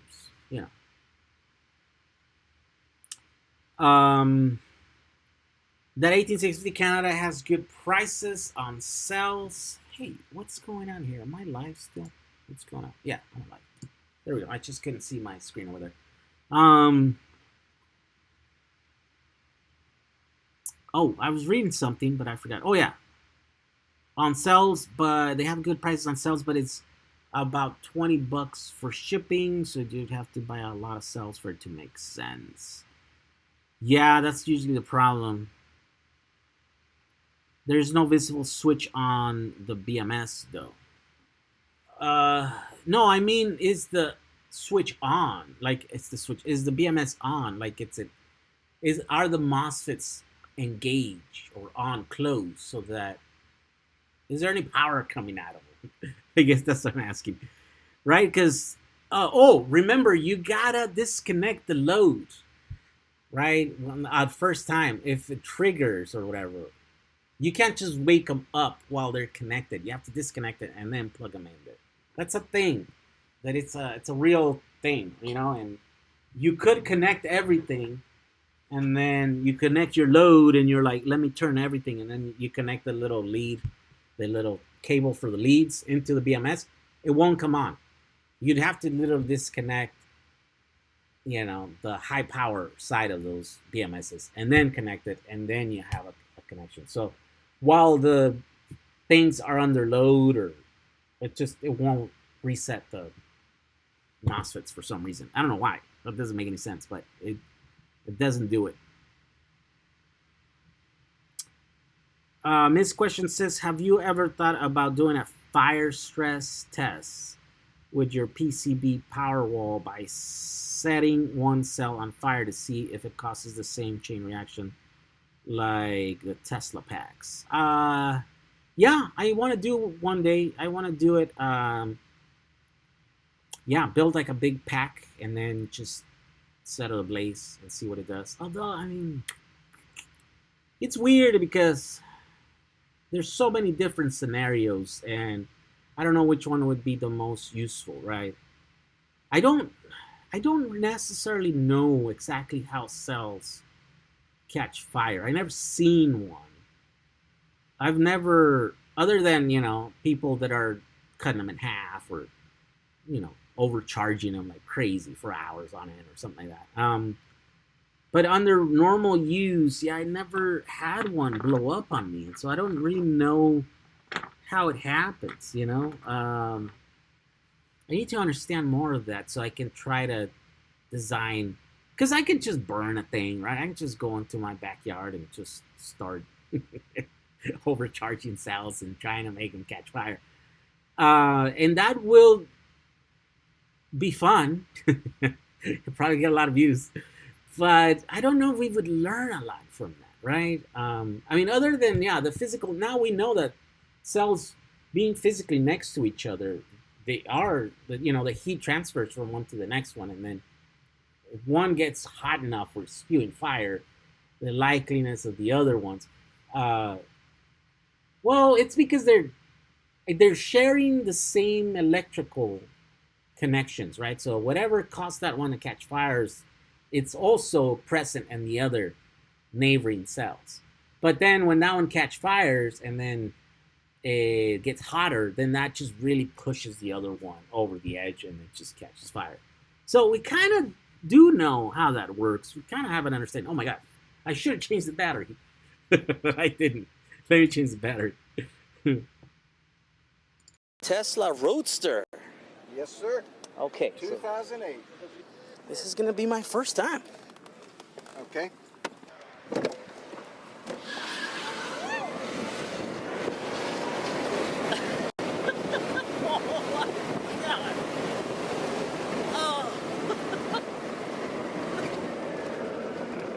Woo! How was that? Oh my God, that was fast. What do you think was that? Were you looking at the gauges? My guess is what I've All been right, doing we're is- back. Hey, look, we have a guest. We have a guest in our live stream. Is this guy? This is Rocket. Oh. You want to talk in my ear? Is that what it is? You want to sit for a few questions, Rocket? Let's read some. No French kissing in front of my friends. Come on. Okay, come to play with us. Says, hey, come on, dude. No.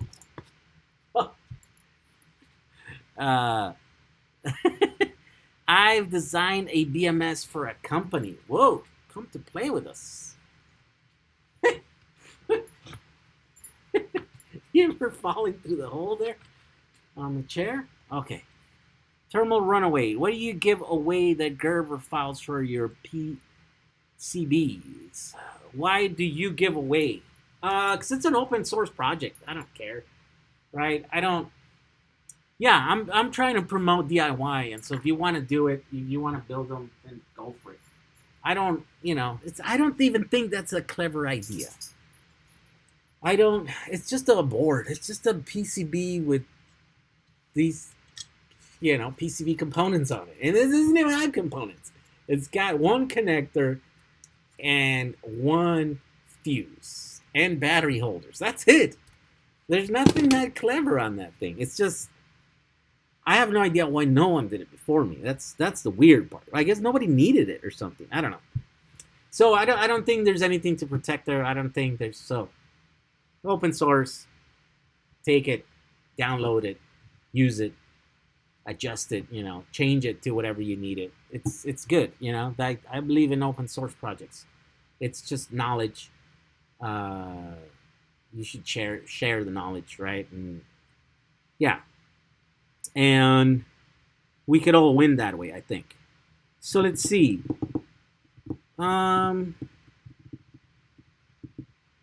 The solar controllers are switched off while connecting the BMS. That's over 40 amps there initially. What do you mean 40 amps? But the controllers seem to go into float charging with no output with the BMS connected. Yeah, I don't understand. You'll have to. Yeah, I really don't know why that is. It should just work. So most industrial BMS systems have temperature sensors. Yep. If you try to draw more amperage out of a BMS than it's rated for, will it just not allow any more amperage, or wouldn't it just burn and fail? So either one of those two. Depends on the type of BMS. Some BMSs don't have current sensing, right? And so they don't know to turn off after a certain amount of power is going through them. But some do, right? So it just depends how advanced the little BMS is. A lot of them are just a switch that turns on and turns off if the right voltages are there, right? So if you have one that can shut itself on and disconnect, then it will do that. If you don't have one of those, it'll just melt. It'll blow it'll burn the MOSFETs or the transistors.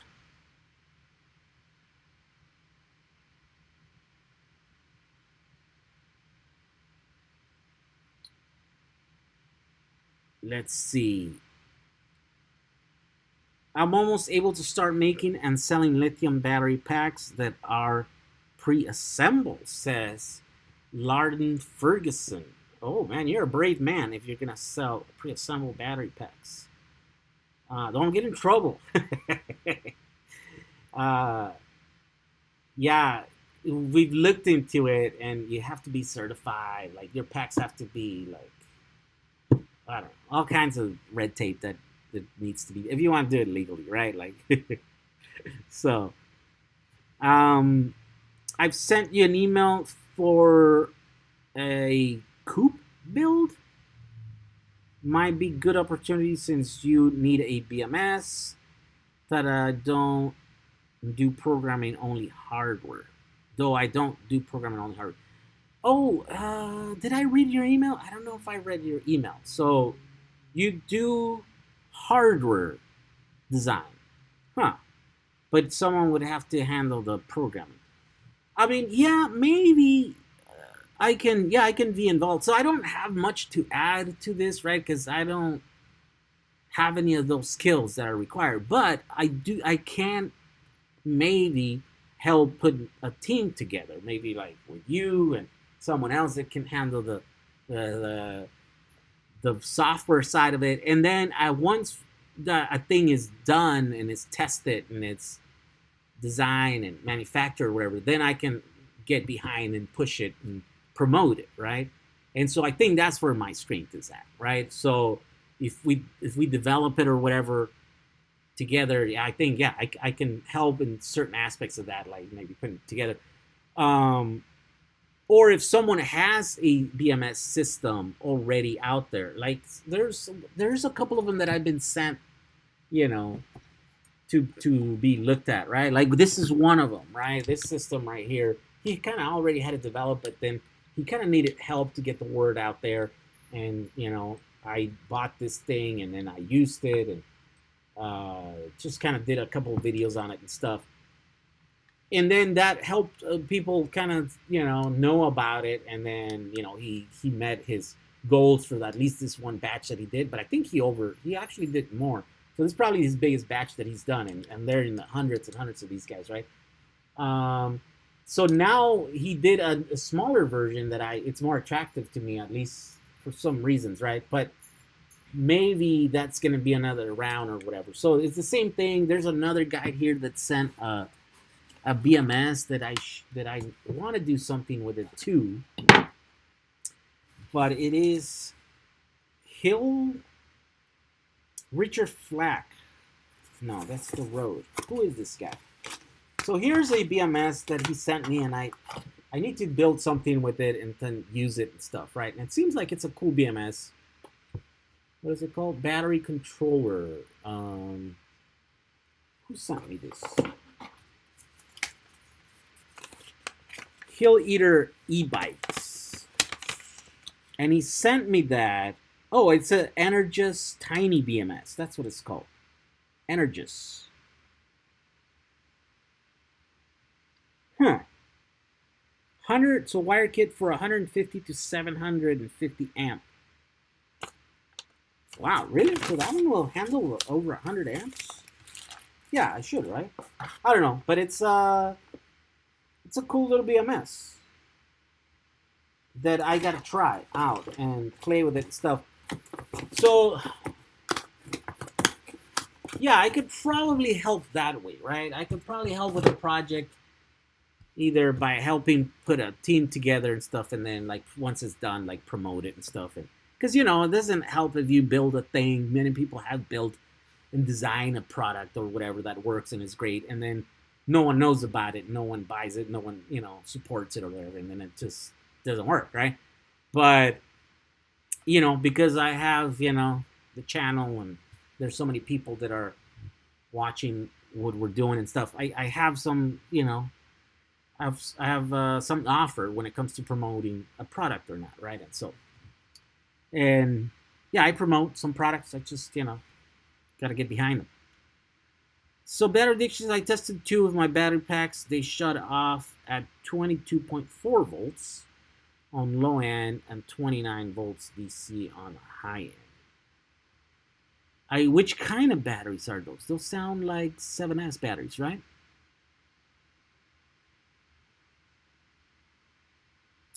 All I need now is to buy some more batteries, testers, and get the special shipping account.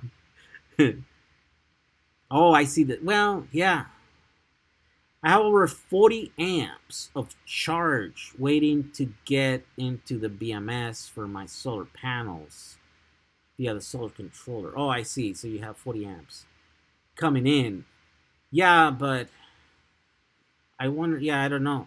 You need to figure out why if you have to figure out if your BMS is on, because it might be off, and that's the reason why your charge controllers might not be pushing power through. How many lithium-ion battery required to build a 200 amp hour, and how much amps get? Depends on the voltage. So 200 amp hours, it's not the same at 1 volt or 1,000 volts, right? So yeah, you'd have to specify which voltage you're talking about. Does anyone know a good charger capacity tester for the lithium-ion poly pouches? 10 minutes with Big Elvis. Thank you for the $5. 10 minutes with Big Elvis. It's an interesting name. Jay, simple is not that easy. Sometimes simplicity is very difficult to achieve. Design. So your design has actually some importance. Don't take it down like that. Yeah, I know that's true. I mean, yeah, I'm not into like I own this thing, this idea, and it's mine, and no one else can use it.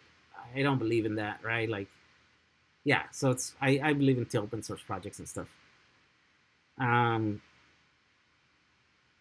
How did you get into learning about solar power batteries? I needed a car, and I wanted it to be electric, and the batteries were the biggest, hurdle. And then I started learning, and then became a thing. And now I'm into batteries, and people kept asking about batteries, and I found those questions really interesting, so I kept answering those questions, even though I was making videos about all kinds of other stuff, right? And so now it's turned into a battery channel, battery solar panel energy thing, and I've embraced it, for the time being, and so that's how I'm here. But yeah, I'm just a regular guy. I know I'm learning as I'm going too. I have no special knowledge or skill, or I didn't take special classes, and yeah, so it's like take what I say with a grain of salt, because I am no expert. My BMS is at 20 amps. I want to capacity test my pouch cells. I mean, I like those, but those are expensive. That's the only thing.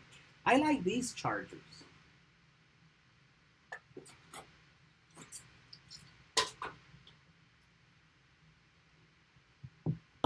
But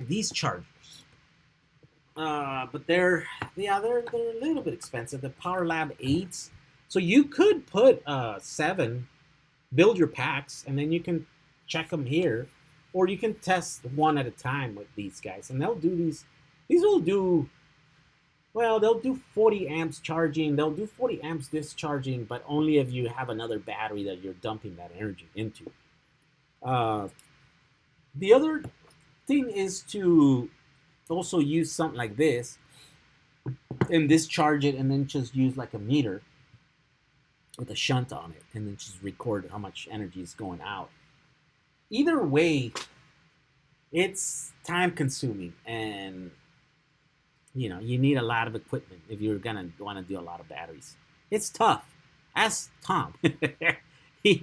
He's had to scratch his head many a times trying to figure out how to test hundreds of batteries so that he can sell them, right? Test it.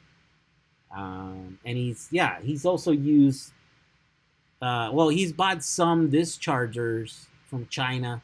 I haven't looked into them too much.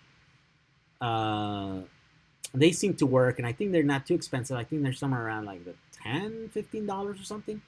And then he's also used power supplies to charge them back up Yeah, I think he charges them back out with just benched up power supplies, and then he discharges them with these little resistive little loads things that he uses. Yeah, there's a few ways to go about it. My fake 7S. Hey, Jay Kenny. Kenny is in the house. Justin Kenny. My fake 7S PCBs came today. Going to do a review of sorts on Facebook soon. They're pretty bad. so these are the boards that they came out of China, right? And they I don't do you think they even copied our thing, or they just came up with that idea on their own? Because they really didn't even copy them. I mean, it is the same thing, right? It's a board, and it puts together this similar type of components, but they put more components. They actually built in like a BMS, I think, in there, which is a good idea. But I think it's kind of wasteful because it's too many BMSs for like a pack. If you're building a big pack with 50 of these things, and you have 50, it adds up. All the cost of all the components for a BMS will add up really quickly. And you don't need to, because you can also just, do 10 boards and then BMS 10 boards together, right?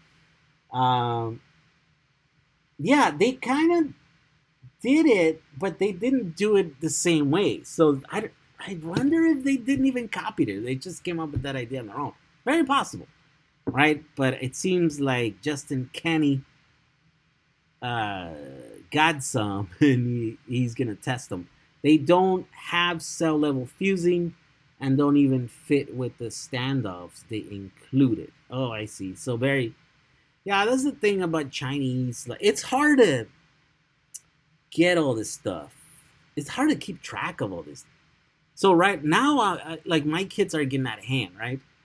I just realized that one of my kids had like the wrong little parts. It's got like, instead of 2 of these, it was 3 of these, and it was an XT90 pigtail instead of the XT60, and I was like, what? How did we come up with that? So I'm gonna have to change it. It's hard to like do that whole thing. Like, even a simple little device like that, or project kit. There's a lot of stuff that goes into it. Picking the standoffs was quite a bit. I'd spend quite a bit of time doing that, and then testing them, putting them through load and see how hot they would get, and then deciding if I was gonna make a video. And then I'm like, I did. How many videos am I gonna make about this? Like, I kind of have to make a video where it shows that I've done some testing, but I don't want to bore everyone with the thing, and I don't have the time. It's like, how much longer do I want to take testing these things? Do I want to take the next week and get through a bunch of tests, or do I want to take a month if I want to do a video of every single one of these tests? It's not that easy.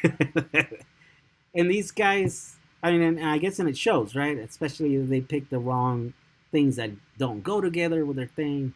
I can't wait, Kenny, to see your thing. Let's see how they fare out.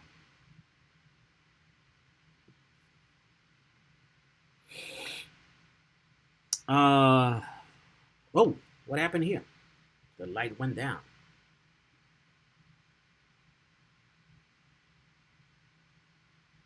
What is good BMS for 200 amp hour LTO battery bank to charge with 200 amp car alternator? Well, yeah. I wonder, so the LTOs are different voltage than lithium iron phosphate? I'm not too familiar with the LTO batteries. I haven't played with them yet. But I just did, I just did a build with a 200 amp BMS, so you probably could look at that one and see if that one works for you. Look at one of the last 2 videos that I made.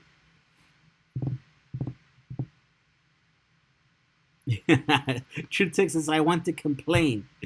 Battery rechargers should make them more easily to remove the batteries, and even for devices that use batteries that need to be removed to be charged.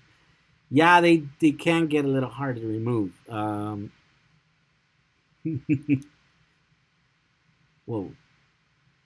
The 200 amp one is here. Let's see. Did he link to the one that I was talking about here? There's not too many. Yeah, there you go. The Del Green one. That's the one that I used on my last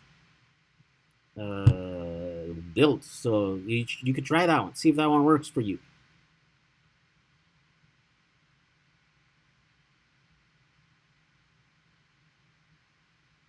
You need to unplug the output of the BMS from the batteries for a few seconds and then reconnect it. Yeah, you should try that, Island Times, because it doesn't wake up. You have to have the battery connected, like with the BMS connected to nothing, and then connect everything in there, and then make sure that it's on, that you have voltage, and then you can connect your charger into it, and it should work that way. I had to do that with my thing. Try that. So Kenny says they copied the V1 idea, basically, more like side on the shirt. Oh, I see. Oh, they're behind. We're moving too quick for them. Mine doesn't have the BMS. Oh, I see. So you ordered one that didn't have the BMS. Well, okay. So there are several versions of theirs too. So I have the shirt. Battery Addiction has the shirt. I will try that during the week when I get some time. The shirts are sized small. Oh, really? Yeah, I guess. There you go. For anyone that's going to order a shirt, make sure you get one size bigger than, because he says they, I don't know, they kind of work for me. This is medium, and not all of them work. I kind of ordered all of the shirts, and then I was like, I don't like this one. I like this one. I don't like, and then I deleted the ones that I didn't like, and then I kept the ones that I like. So, you know, usually I don't like stiff shirts that are too thick and restricting, and that they don't like. But other than size like that, yeah. I do know the blue one is a little bit too big. Yeah, but I guess it's a different experience for everyone, right? So I guess maybe they are run small or something. So order larger size. The charger needs XT60 connectors. Whoa, you guys! I had the same color room years ago, different location.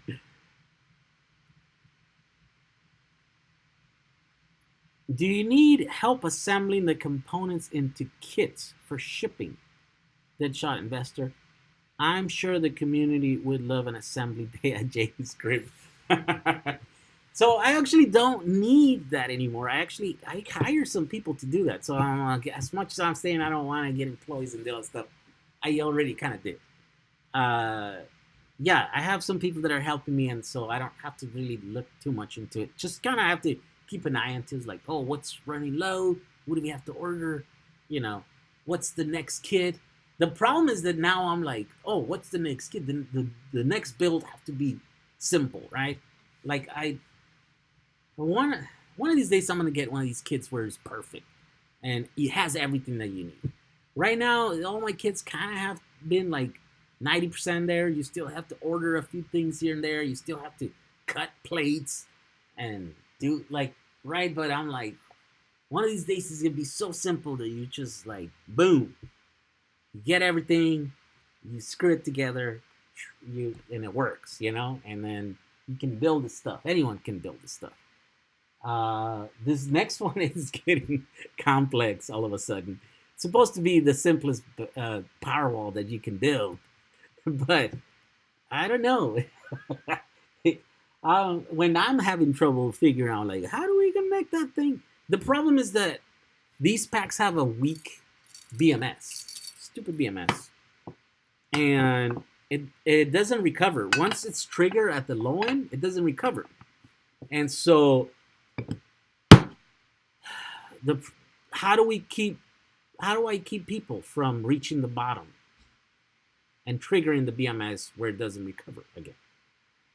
So now I'm having to design another circuit that will step in and then like disconnect the battery before you reach that point. But then how do you automatically reset that system, right? Because it's going to be pretty annoying if every day it gets triggered and then the next morning or the next day, like, oh, it's not working. Why is it not? Oh, you got to come and click on the button, right? So trying to figure all that stuff out. And it's not easy. and it's a 36 volt battery or 32 nominal, and I'm trying to use that 12 volt relay, so now I'm having to use like a step down thing, but it doesn't work with I couldn't get the little meter to, because it's just got a transistor that just turns it on, but it was frying it and I thought it was just a bad unit, so I ordered 3 more, and I tried, and I fried all those 3. So then next thing I know, I order a whole bunch of transistors to try to find one to see if it would work, and I just couldn't. So I'm just scratching my head trying to figure this out, how to make this thing work. But hopefully this is gonna be a good kit. Maybe it's gonna have everything that you need. It might be a lot of little parts though, so we'll see how it goes. And I don't have to put them all together. That's why I was talking about this, because I have some people that are helping me now. So, but it does take a lot of time for me, right? Like I have to write all this stuff down. Be like, okay, it's gonna take 3 little, nuts. The M4 nuts, not the 332nd nuts, and then it's gonna take XT60 connectors. Oh, but XT60, HP, or what are the other ones that are 90s? All that stuff. So I have to it takes a long time. And then I get it wrong, and then it's like, oh, I got all the orders that you've sent are wrong. You gotta send all this extra stuff to the people I've ordered, all that stuff. Okay, plug and play. My link for saltwater battery. How would you recommend individuals using or fusing SPIM HP batteries, and what bus bars would you use? I'm looking at making 8S 5P 100 amp hour continuous output. So that's an interesting thing. I think people ask me, why aren't cell level fusing these things, right? That's one of the questions. I'm like, what are you talking about? I am. Here's one fuse. And the reason why this is only one fuse, I don't need, 7 fuses because I have 7 cells, is because these are all running in series, right? So this is essentially one series of 7 cells. And if you blow that fuse out, then the whole string is out. So I am essentially cell level fusing every cell here. There's redundant fuses, right? So the reason why I don't have to do it in a traditional way, like the other way that I showed earlier, or the way that Tesla does it, is because, I'm not paralleling a bunch of these batteries. And whatever I am paralleling, it is going through a fuse, right? With those SPIM, I haven't really built, but I know Tom is working on a thing to fuse a bunch of parallel of those, right? Because we want to put them in these ammo can boxes, right? And he sent me some pictures. I wonder, Tom is not here. I wonder where he's at. Should probably post a picture. If you go, has he posted a picture? I don't know if he's posted a picture on the group. I haven't seen it, but I know he sent it to me on a phone. Let's see, maybe I can show it to you guys. Hopefully it's not a secret project that I'm not supposed to show you guys. Let's see. Come on. Where are you, Tom? Oh, cell level fusers. What did you say? What did you say last? A lot of trial and error, but the best we came up with is 10P packs. Because the nylon rods start to bend little by little. This is 10P pack. It's solid. Just have to dress it up now and start pumping them out. There is cell level fusing as well. So there you go. Here is a picture of what he sent. Oh, this is the side that is not fused. There we go. Ooh, look at that. See that? So that's the... Wait, so that's the one side? Oh, yeah, because there's 2 sides, right? Here is the side that is cell level fuse. Oh, my God. Come on. Come on, man. Here we go. So I don't know if you can see them there, but there's some little fuses in there. Oh my God, what is it? How do I find my next video to continue this one? It's just another comment. So hopefully that helps you right there. See, but yeah, I guess once that comes out, I guess I'm gonna be able to share more, and then you'll get some ideas how to do that thing. Maybe he'll be able to sell the fuses or whatever. But yeah, we're working on the cell level fuses for those pouch cells. It's coming. We're working on those.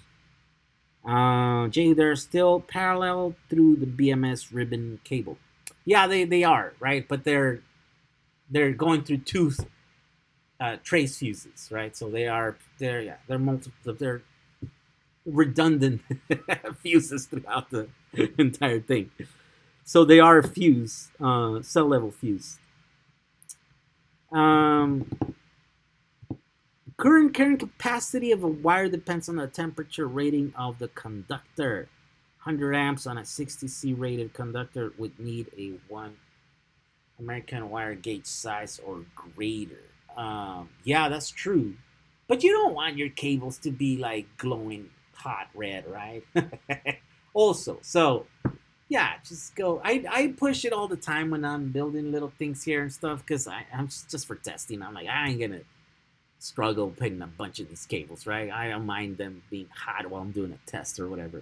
But you know, it could throw test results out too. So yeah, maybe I'll start getting bigger cables. But yeah, I've been using 6 gauge, and I've been running like 100 amps through them. And yeah, when you touch them, they're like, oh, this is hot. This is warm. You know, pushing a lot of amps there. Should be using like 4 gauge, and I have one there. Wait, so how does that work? 2 10 gauge wires, right? Here are 10 gauge wires, and this is the biggest ones that you can get on these XT90 connectors. So if you use 2 of these, is that the equivalent of what? Is that the equivalent of like a 4 gauge or 6 gauge? How does that work? How does 2 10 gauge conductors? What is the equivalent? Does anybody know that out there? Let's see.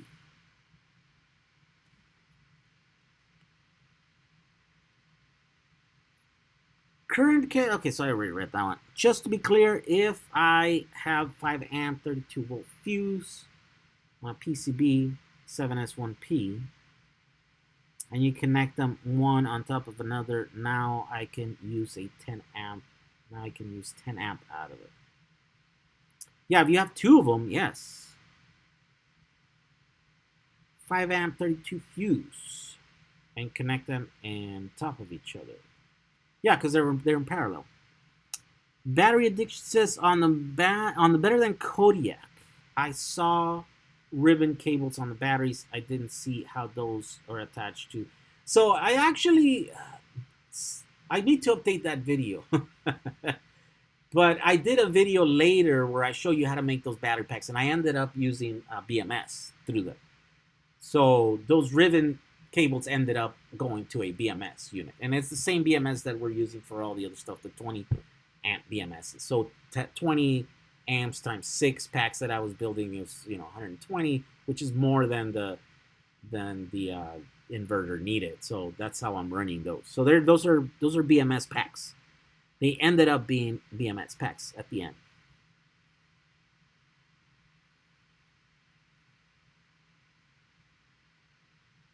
I have a pack 7S100P.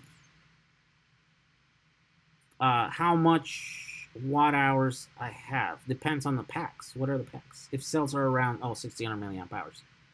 Well, yeah. So then that means you're at 1600. So 1.6 times. This is easy math, right? But 1.6 amps per cell, and you have 100 cells. So you have 160 amp hours times, right? 3.7 volts. Is that what you're running? Hopefully. So that's 592 watt hours per pack, and then you have 7 of them. So you have 4.1 kilowatt. Is that what you were asking? If I have specs, yeah. How much watt hour do I have? Yeah, so you have 4.14 kilowatt hours or 4,000 watt hours. For overcharging protection built into the battery? What time did this start? Oh, many hours ago. No, well, 2 hours ago. Yes, we're at it through this hours. Yeah. So right now, I don't know. We'll cut it quits right now because my voice is going. You know, every time I talk for 2 hours straight like this, yeah, my whole jaw feels. Talking for 2 hours is hard work. It turns out. First world problems. And it's hot in here. How come this thing is not going? I was here alone at 7 p.m. Pacific. Yeah, no, we started right after 7:30. We went on. What does 7 plus 10 or well, no, what is 10 plus 10 equal? 160 amp hours. So okay, so come to play says 10 American wire gauge on a 60C rated conductor can carry 30 amps. Using 2 lets you carry 60 amps. It's only when you use more than 3 conductors that you have to use a derating equation. Oh, really? So these are crazy cables because these are 10 American wire gauge cables, but these are 200 amp, 200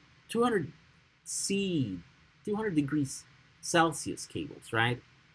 So you're talking about 60C. These are 200C. So these things could carry probably 100 amps, right? Of course, they'll get hot. They'll get, they'll run pretty hot. But these are designed to run for a short amount of time. So you got to remember, these are for RC applications. And yeah, this connector says XT90 that they could carry 90 amps. But again, yeah, it runs really hot. And these little RC applications, they run like that for 12 minutes or something, just when they're starting to get hot enough to start getting dangerous, then the battery runs out, and then you got to land your little thing or whatever, and then you're done. Now you're having to charge your battery, right? If you're gonna run continuous stuff, you got to keep in mind that sort of stuff.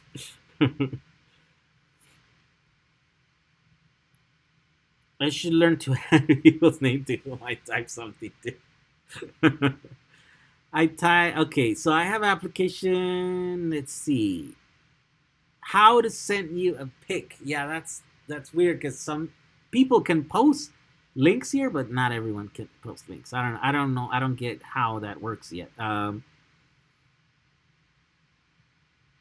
So 10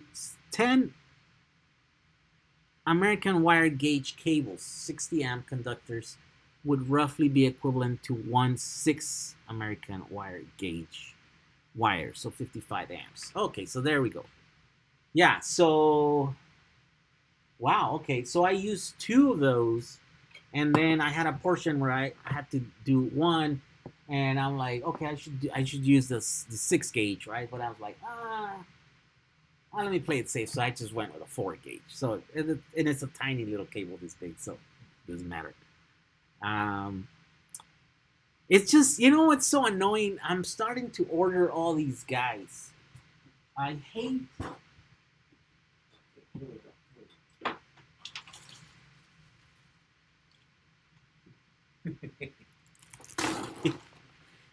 I hate having like cables like this, right, with these big eyelets like that, and then having to have a thing where oh, well, that doesn't go there, right? And you're like, oh, that doesn't fit. You had to get the right one. But then it's not only just the hole, but also now you gotta get the right size of the cable. So this is good for like a 4 gauge, right? But I don't have 4 gauge. I have a 10 gauge. So pretty soon you end up just ordering like bags of these guys and all kinds of different ones, right? And that's the only way that you can build stuff quickly, because like I'm here like, oh, I need the right one, but I don't have it. I'm like, what am I gonna do? And these work okay. I order like, oh, where are they? Somewhere in here. These are great. They're little kits, like, you know, assorted kits that you can order online, like in Amazon, and it lets you know what you need. But they only have a few of them, so they're mainly really good for like telling, like, oh, this is the one that you need, and then you can look at the you know, the number there. This is a CSC6 dash. The hell is this? 6? Yeah. And then you can be like, okay, let me order some on AliExpress, and I'll see them in 2 weeks. But then you end up getting a bunch of them, and then I'm like, okay, now I need a place to put all this. You basically become like a hardware store where you have hundreds of little drawers with all this, like, you know, wire nuts and, you know, ring terminals and screws. Here we go, M4 screws. What size M4 screws do you need? You know, it's like, and I kind of already had that because when I used to make the stuff for the cameras, we had, but it was a different, right? It was a quarter 20s. It was 632s was like one of, I was using standard screws for my things that I was building. But now a lot of this stuff has metrics, right? So I'm going with that. I'm like, well, I'm going metric because I don't want to fight everyone else. And I want to get some screws that kind of work for all the other stuff. But it's taking me a while now to like load up on all these little things so that I can quickly build a thing, right? And like on this thing, every single one of these devices has a different stud sizes. This one has this one, you know, that it's like 6mm. The other one has like a 8mm screw. And so one little cable connecting from thing, you need 2 different ring terminals from one to the other. And I just, takes a long time. You gotta load up. I want to send you pictures of my build. Oh, send them to Jehu at Jack35 Battery Addiction, or you can upload them to our Facebook group, Jehu's DIY group, DIY Powerwall group on Facebook. We share all the stuff there, all our builds there, and it's pretty cool.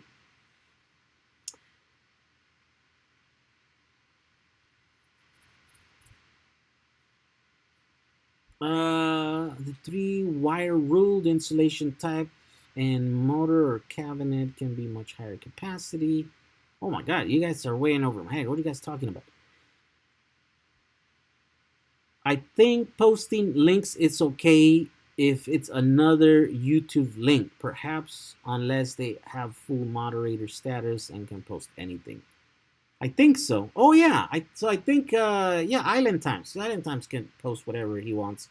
He has permission. I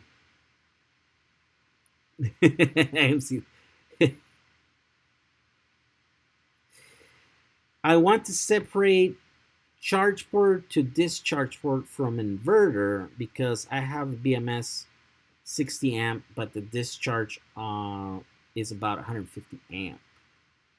Huh. The amperage ratings I use are design codes. You can technically push them to higher amperage, but the life of the cable is affected. If you reach the failure point, then the cable burns out. Yep. Well, yeah, you don't want that. Yeah, you got to think about all that stuff, right? Yeah, you got to think about the life spans of the cables and all this other stuff. How can you see all these tiny numbers?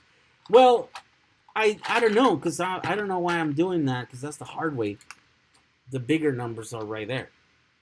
You can just look at them there, right? Instead of trying to read them from the thing. But I already found some of the ones that I'm using for this project, and I ordered bags of them because I might want to. Here's the thing. I want to build a perfect kit, right? And that means I don't make you go and order 2 of those from some seller that can only sell you 10 of them. Or like hot dogs, right? That come in a bag of, the buns come in a kind of bag of 10 and the hot dogs come in packets of 8, or how does that work? I don't know, something like that. Because usually that's how it works. So my idea of a perfect kit is when you get all the little bits and pieces and you're just like, oh, I got the little crimp there. Okay, crimp it, and it's got the right ring terminal, and it's got one tiny piece of cable, that's 6 gauge, because everything else is double cable, but it's 10 gauge, That's the perfect kit there. I mean, it takes a while to make that. It's crazy. And maybe I shouldn't, right? Maybe I should just let you guys do your thing. But I'm trying to help the most people that I can. And I know the masses want to build stuff, but they don't really want to get into the figuring out what size of cabling, what lug nut, and you know what I mean? Like, we all have levels. And I know there's a whole lot of people that are at the upper levels where their investment is not so deep, but they still want to build something, and I can still help them, I think, right? So that's where I'm operating right now, and I'm scratching. I bought a few of these to tidy up all my connectors. Says Island Times. What are these guys? What do we got? What do you got? Oh, look at that. Look at that. You see that? Right there? That's exactly that. That's literally exactly that. Well, it's exactly that, but then I cut it in half. Yeah, so I put the little bins on top. Yeah, so I cut it in half and I put them in there. Yeah. It's a little cheap for my taste, that little thing. And it's kind of high up there, and I can't see what's in those little things. So it's not as useful as I want. I think I need something else, right? But it works. And it's cheap.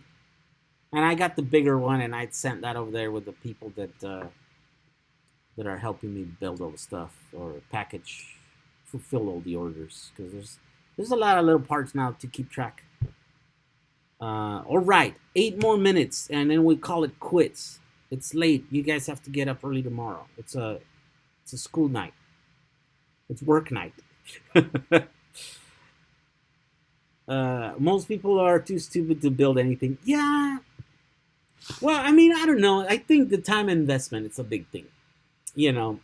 Like when you go to IKEA and you buy a couch and you want to build it, right? You know that you're not going to need to go and, well, sometimes you need extra little tools, but for the most part, everything's there. Like, you're not going to have to go to the hardware store to get some little Allen, right? Because it usually comes in there because it's got all the little pieces, and you're like, hey, I can build this. If I don't have to own some special Torx little screwdriver to do the thing, I can build this. And so that's the reason why IKEA is a successful business model, right? So, because, everything comes in the thing. It's easy. It's got instructions. You feel like you're Superman. You're like, I can build that thing. I don't need no special tools, Yeah, so that's sort of the same thing. You can build a battery if it comes with a little bag and it comes with all the little things. Sure, I can do it. Anyone can do it. And it makes it enjoyable, and you can save money, and you can be good to the environment. So there's a lot of things that will be good if I'm successful at doing that, right? But it takes quite a bit of work too. It's 9:55 in Portland. 6:52 in Poland. I'm going to work in a few minutes. Look at that. You caught me before work. Yeah, this is a multinational audience here, so it doesn't matter what time I go on. I can go on at 1 in the morning, and it's noon somewhere, right? It's a perfect time for someone in the world, and someone that watches the channel, because you guys are from all over the place. That's crazy. IKEA junk from China. That's true, but you know what? When you're struggling, you got no more, money to spend on stupid stuff like a couch or a coffee table, or my house is full of IKEA stuff. What's IKEA? Do I have any IKEA stuff here? Oh yes, those are IKEA. What am I talking about? Those bookshelves right there. IKEA. I had a table here that was IKEA, but then I decided, nah. I used to be a carpenter, right? So I'm like, screw that. I'm gonna go and buy. I went and bought wood for that, and then I cut it. I didn't finish it. This is all just untreated, like pine wood and stuff. And my tables here are untreated pine wood. I'm gonna build these things, you know. I can't be buying IKEA. IKEA doesn't sell the table that I want. That is the perfect size between those two things, right? So I'm gonna build it, and that's the only reason why I built it. But yeah, before that, you know, when you're starting out, you gotta use the IKEA. So some people are gonna need to buy the battery kits that they can just yeah, and then they some of them they won't ever build another one, and some might get. That's just a hook, and then they'll get into, you know, they'll change eventually their YouTube name to Battery Addiction Number 2. They'll start building batteries for other people. They'll quit their jobs and start a YouTube channel to try to teach people how to build that. You know, this just depends how deep in the rabbit hole you want to go. Come play with us. Los Angeles 954. There you go. 956 over here in the Inland Empire. Oh my God. What assembled them and then reassembled them. Yes. How to calculate watt hour for a battery pack? Multiply amp hours times voltage. And try to do the nominal voltage. Yeah, and then you get your watt hours. Which is a unit of energy. It's much more precise. Hell, it's sometimes zones. Rich, huge people throw away better stuff than IKEA. Yeah, and in the richy neighborhoods. I'm over here in the 909. This is the boonies over here. We don't have rich people. Sanding wood, it is the biggest pain. Yeah, I did that for like 2 weeks straight when I started my first job. That's what I did. Not even with the machine. It was like hand sanding like big crown moldings. It was terrible. I wanted to kill myself. Everything is based on use case. Maybe someone only has the money for one pack but wants to run 48 volt configuration. Yeah, is there a simpler answer? Like a more expensive BMS that doesn't break the pack and have to be reset? There is usually more than one way to skin a cat, right? All roads lead to Rome? Is that? I don't know. Not all roads lead to Rome. Does that still work? That doesn't work anymore. There are roads that go all other places. Yeah, no, there's definitely more ways than to get to the same place, right?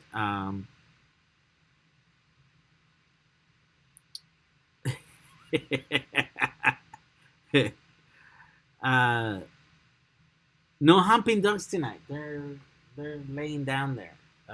Yesterday I put them on the. We went on the pool here, and they were all tired at the end. So they didn't. You guys missed the Frenching dog. This guy was trying to French me in camera there. Has no respect. No shame. No shame. All right, guys. I'd say we call it quits here before this thing starts degrading into too much debauchery. No. Remember when I used to go and get drunk with my friends over there, Tom and Steve? And then Steve would just start...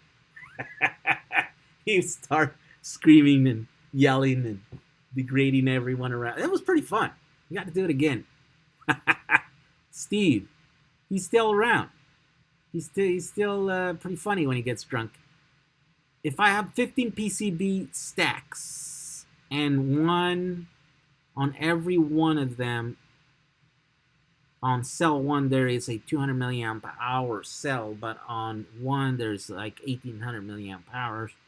Does it mean that those 2000 will only charge to 1800? No, that's combined, man. So if you have one cell that has 1000 milliamp hours, and then you have another cell that's 2000 milliamp hours, and you put them together and you connect them together in parallel, then this becomes a 3000 milliamp hour cell, because you combine the capacity of those two. So, but you have to make sure that all the cells on your boards are similar. So when you're taking the energy on series, then that's when you're only as good as your weakest cell, right? So if they're all matching pretty good or pretty closely, then it's good. And if the next ones are matching, then it's pretty good, right? Because they all quit at the same time. But you do combine them this way or whatever. So that's why you don't want to have dissimilar cells, because then, if you have, you don't want to have a bunch of 3000 milliamp hour cells on group 1 with a bunch of 2000 milliamp hour cells on group 2, because then, then you're going to be limited by the smallest group, and you want all these 7 groups to be roughly the same capacity so that you don't run into that sort of problem. Much regret you missed the humping dog. Maybe they're all tired from humped out. Yep, that's how you get them tired. What makes an interactive inverter interactive? That's an interesting question. I think that's just a fancy word for saying when the grid goes down, then it turns on.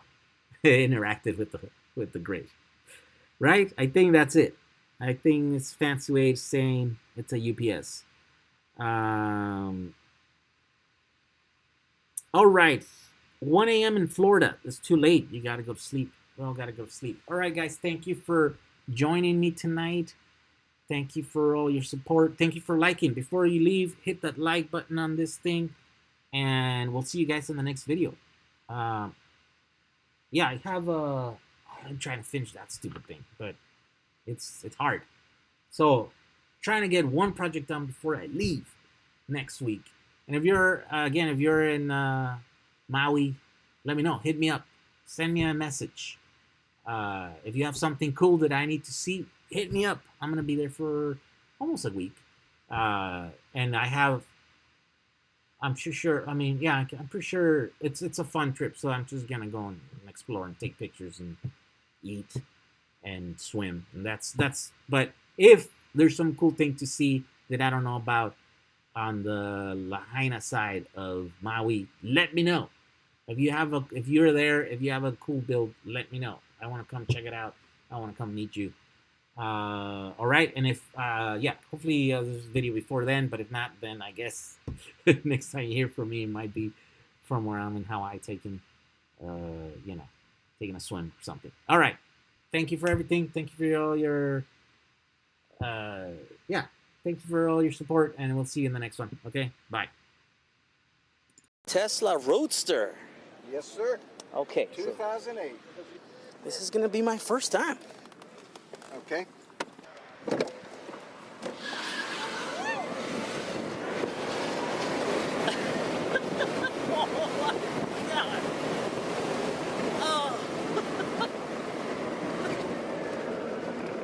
Woo! How was that? Oh my God, that was fast. Right, it's time to take a look into this Outback Power Radiance Series 8 kilowatt split phase inverter.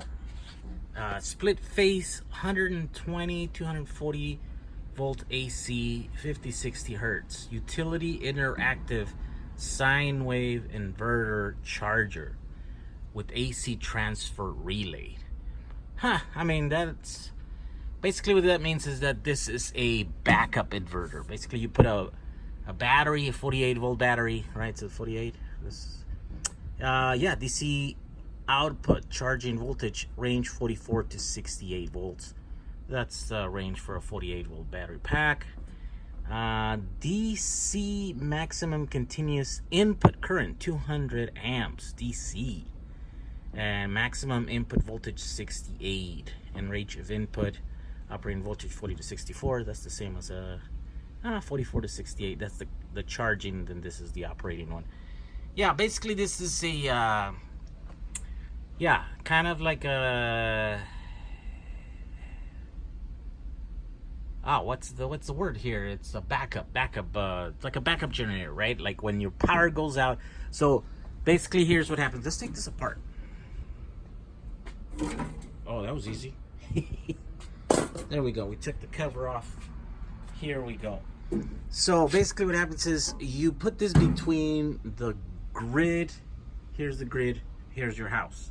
You put this in between. The wires come in here, they connect in here, and then the one's coming in, the one's going out, and then the battery cables go on this side over here. And when the power goes out, then this guy kicks in and it starts using the battery power, right? It starts using the energy from the batteries. It, transforming it into AC. It sends them out here. There are the split faces here, right? 1, 2, and then the neutral. So that's what this is based. Each one of these modules here is 4 kilowatt. So 4 and 4 equals 8. And then this is kind of just the combiner, I guess. It combines both of these and it spits it out. Here are the transfer switches. So these relays basically detect when the power from the grid goes down, then these will energize these guys, or turn these guys on and start producing battery power, right? So I really couldn't take these off. I don't feel like taking it out, but I just took the screws there to poke inside, and look at that. It is a transformer base inverter. That's why it's so heavy, because there's 2 big transformers in here. And then in here, those are just a row of MOSFETs, right? Some kind of transistors there. And then behind over there is a row of capacitors. So there's not much in here. There's, it's a pretty simple little thing. I think those are MOSFET or drivers, I think. They look like little MOSFET drivers or IGBT drivers or something like that. These are big, big bulky bus bars there, basically, to carry all that current. And then, what's in here? Ooh, look at that.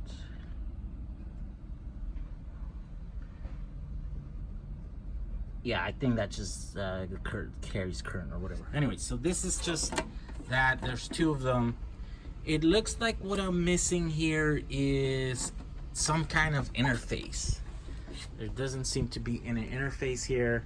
The little screen where it lets you set and choose the parameters and stuff. I think these are made to run like, to support multiple of these units. So if you need more than 8 kilowatts, then you can put a second one. You can do 16 kilowatts. But everything, all the settings are controlled via a separate device. And I guess I'm gonna have to go and look for that. I don't know much about this. I haven't really looked at all into the Outback Radiant series system, right? So there we go. That's just a quick look into the inside of these my next inverter.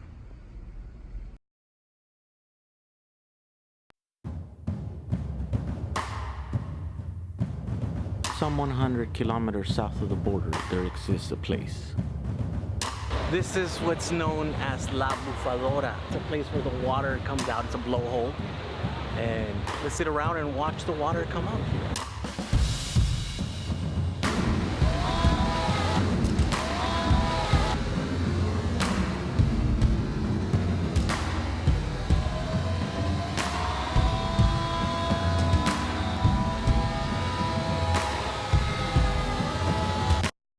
I think I'm gonna get wet.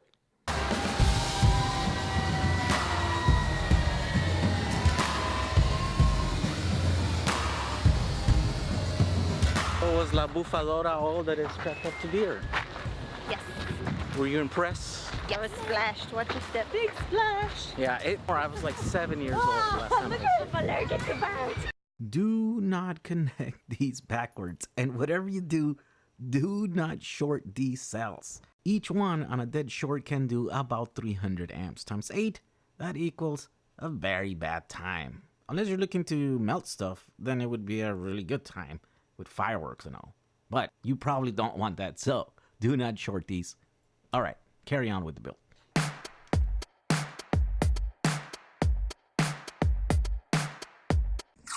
Here I'm using some Kapton tape between the 4 separate groups of cells to further prevent a short between them. The only thing here preventing said short is one thin layer of cell wrapper. So anything you can do is very helpful. And there we go. There's our battery pack right there. So you need to go negative, positive, negative, positive, negative, positive, negative, positive. And to better understand how this works, here is a visual diagram of how the entire... So how much does this Powerwall cost? Let's do a rundown on the prices of all the components. First, we have the solar charge controller available for $38.99, the bidirectional meter at $29.99, non-interruptible power supply available for $30. The battery modules are $50 each. There's 10 of them, so it's $500 in total. The 32-inch metal box is $59.22. A fuse holder is $682. The battery management system, the long ones are $14 each, and the main unit is like $200, so it comes down to a total of $342. All these components come to a grand total of $1,008 US. You can find the links for all these parts on the description of this video. I want to thank you for watching. Stay tuned for future videos, all having to do with DIY renewable energy.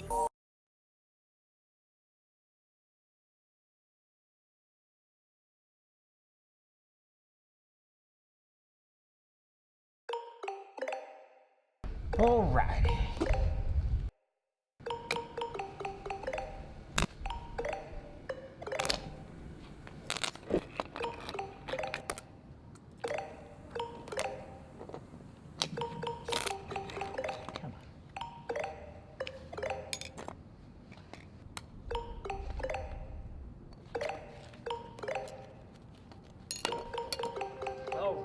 Here we go. Look at it go.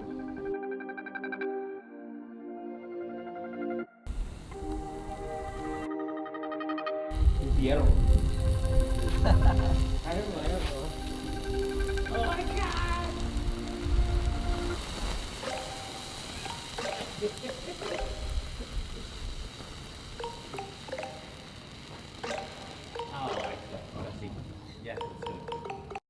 More battery heaven. These are the, so you know which ones are, right? The VTC6s, the Sony ones, they're 30 amp continuous. Okay. Oh, yeah. Beautiful. Brand new. Beautiful. No way. Those are so fancy and nice. Yeah, let me look at that one. Yeah, watch out. Don't, if you short that as 30 amps. Like, yeah. I know, they're like 50, 60 amps. That's insane. Yeah. That's crazy. Yeah. This little thing is just, look how tiny that is. Yeah, they're super scary when you're handling them, because like. So yeah, this back, so that you can short it with that, right? Well, right here, this is positive. Negative. This is positive right here. Oh, it's on the top. Oh, Yeah. It's right there. Wow, that is crazy. Yeah. So if you when you're like changing them, if you put it on top of the other one, then that one will short out and like. Oh my gosh. Yeah. So, and they're raw, right? So they're kind of. I want to see how they like range these in the battery pack, because you could have small form factor with this. Yeah. So they actually are doing positive and negative on the same side.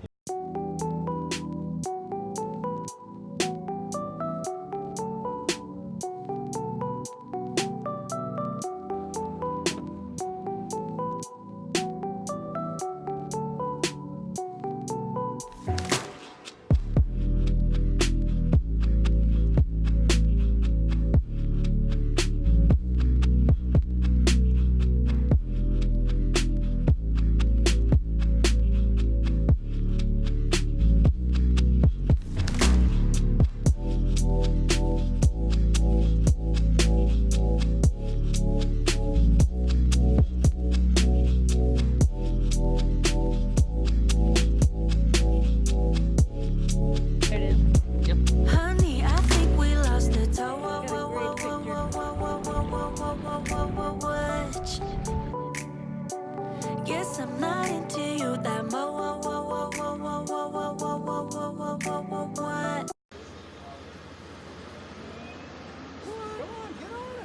Step on it.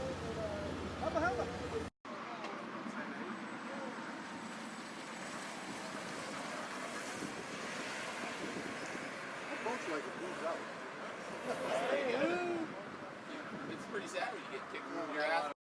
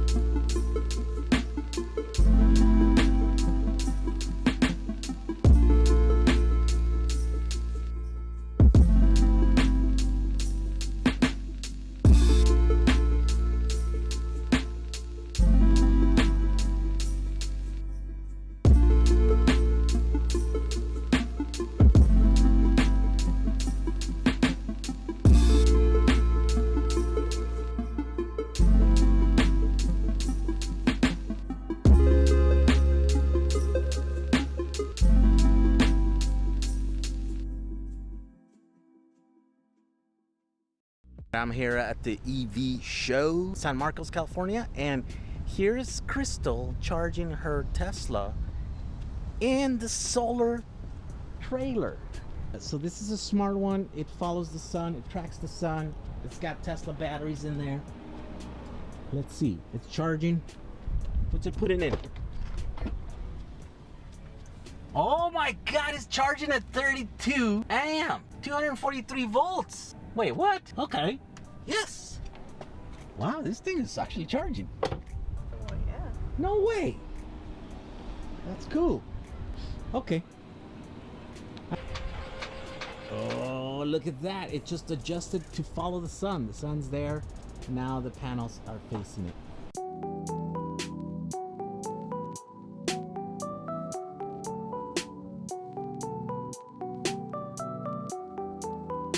Empty. What's going on here?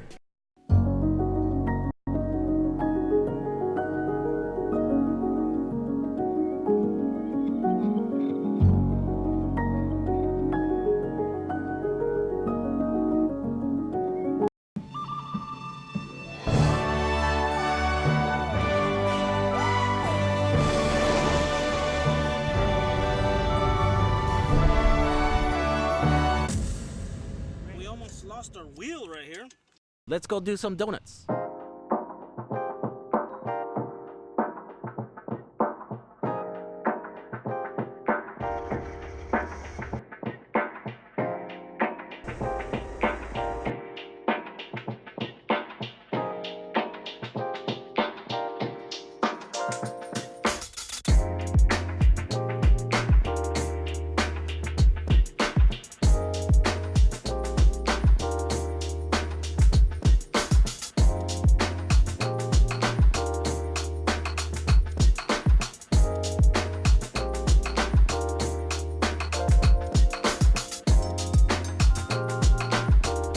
If you're interested in more technical details on this build, please visit Austin's YouTube channel called Ostiwawa. Also, if you're interested in lithium batteries for your projects, check out batteryhookups.com, the sponsor of this video. They have a huge inventory of different types of lithium batteries at really great prices.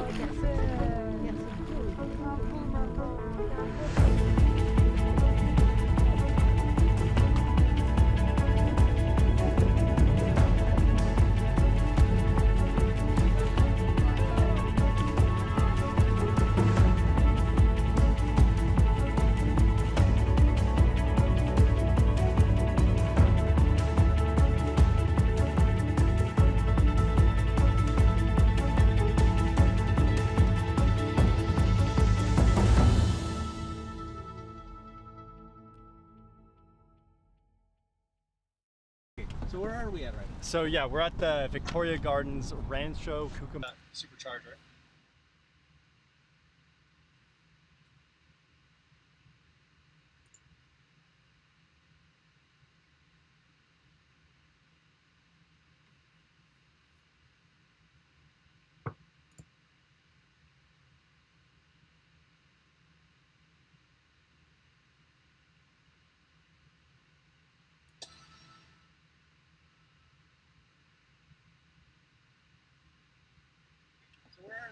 So yeah, we're at the Victoria Gardens Rancho Cucamonga Supercharger.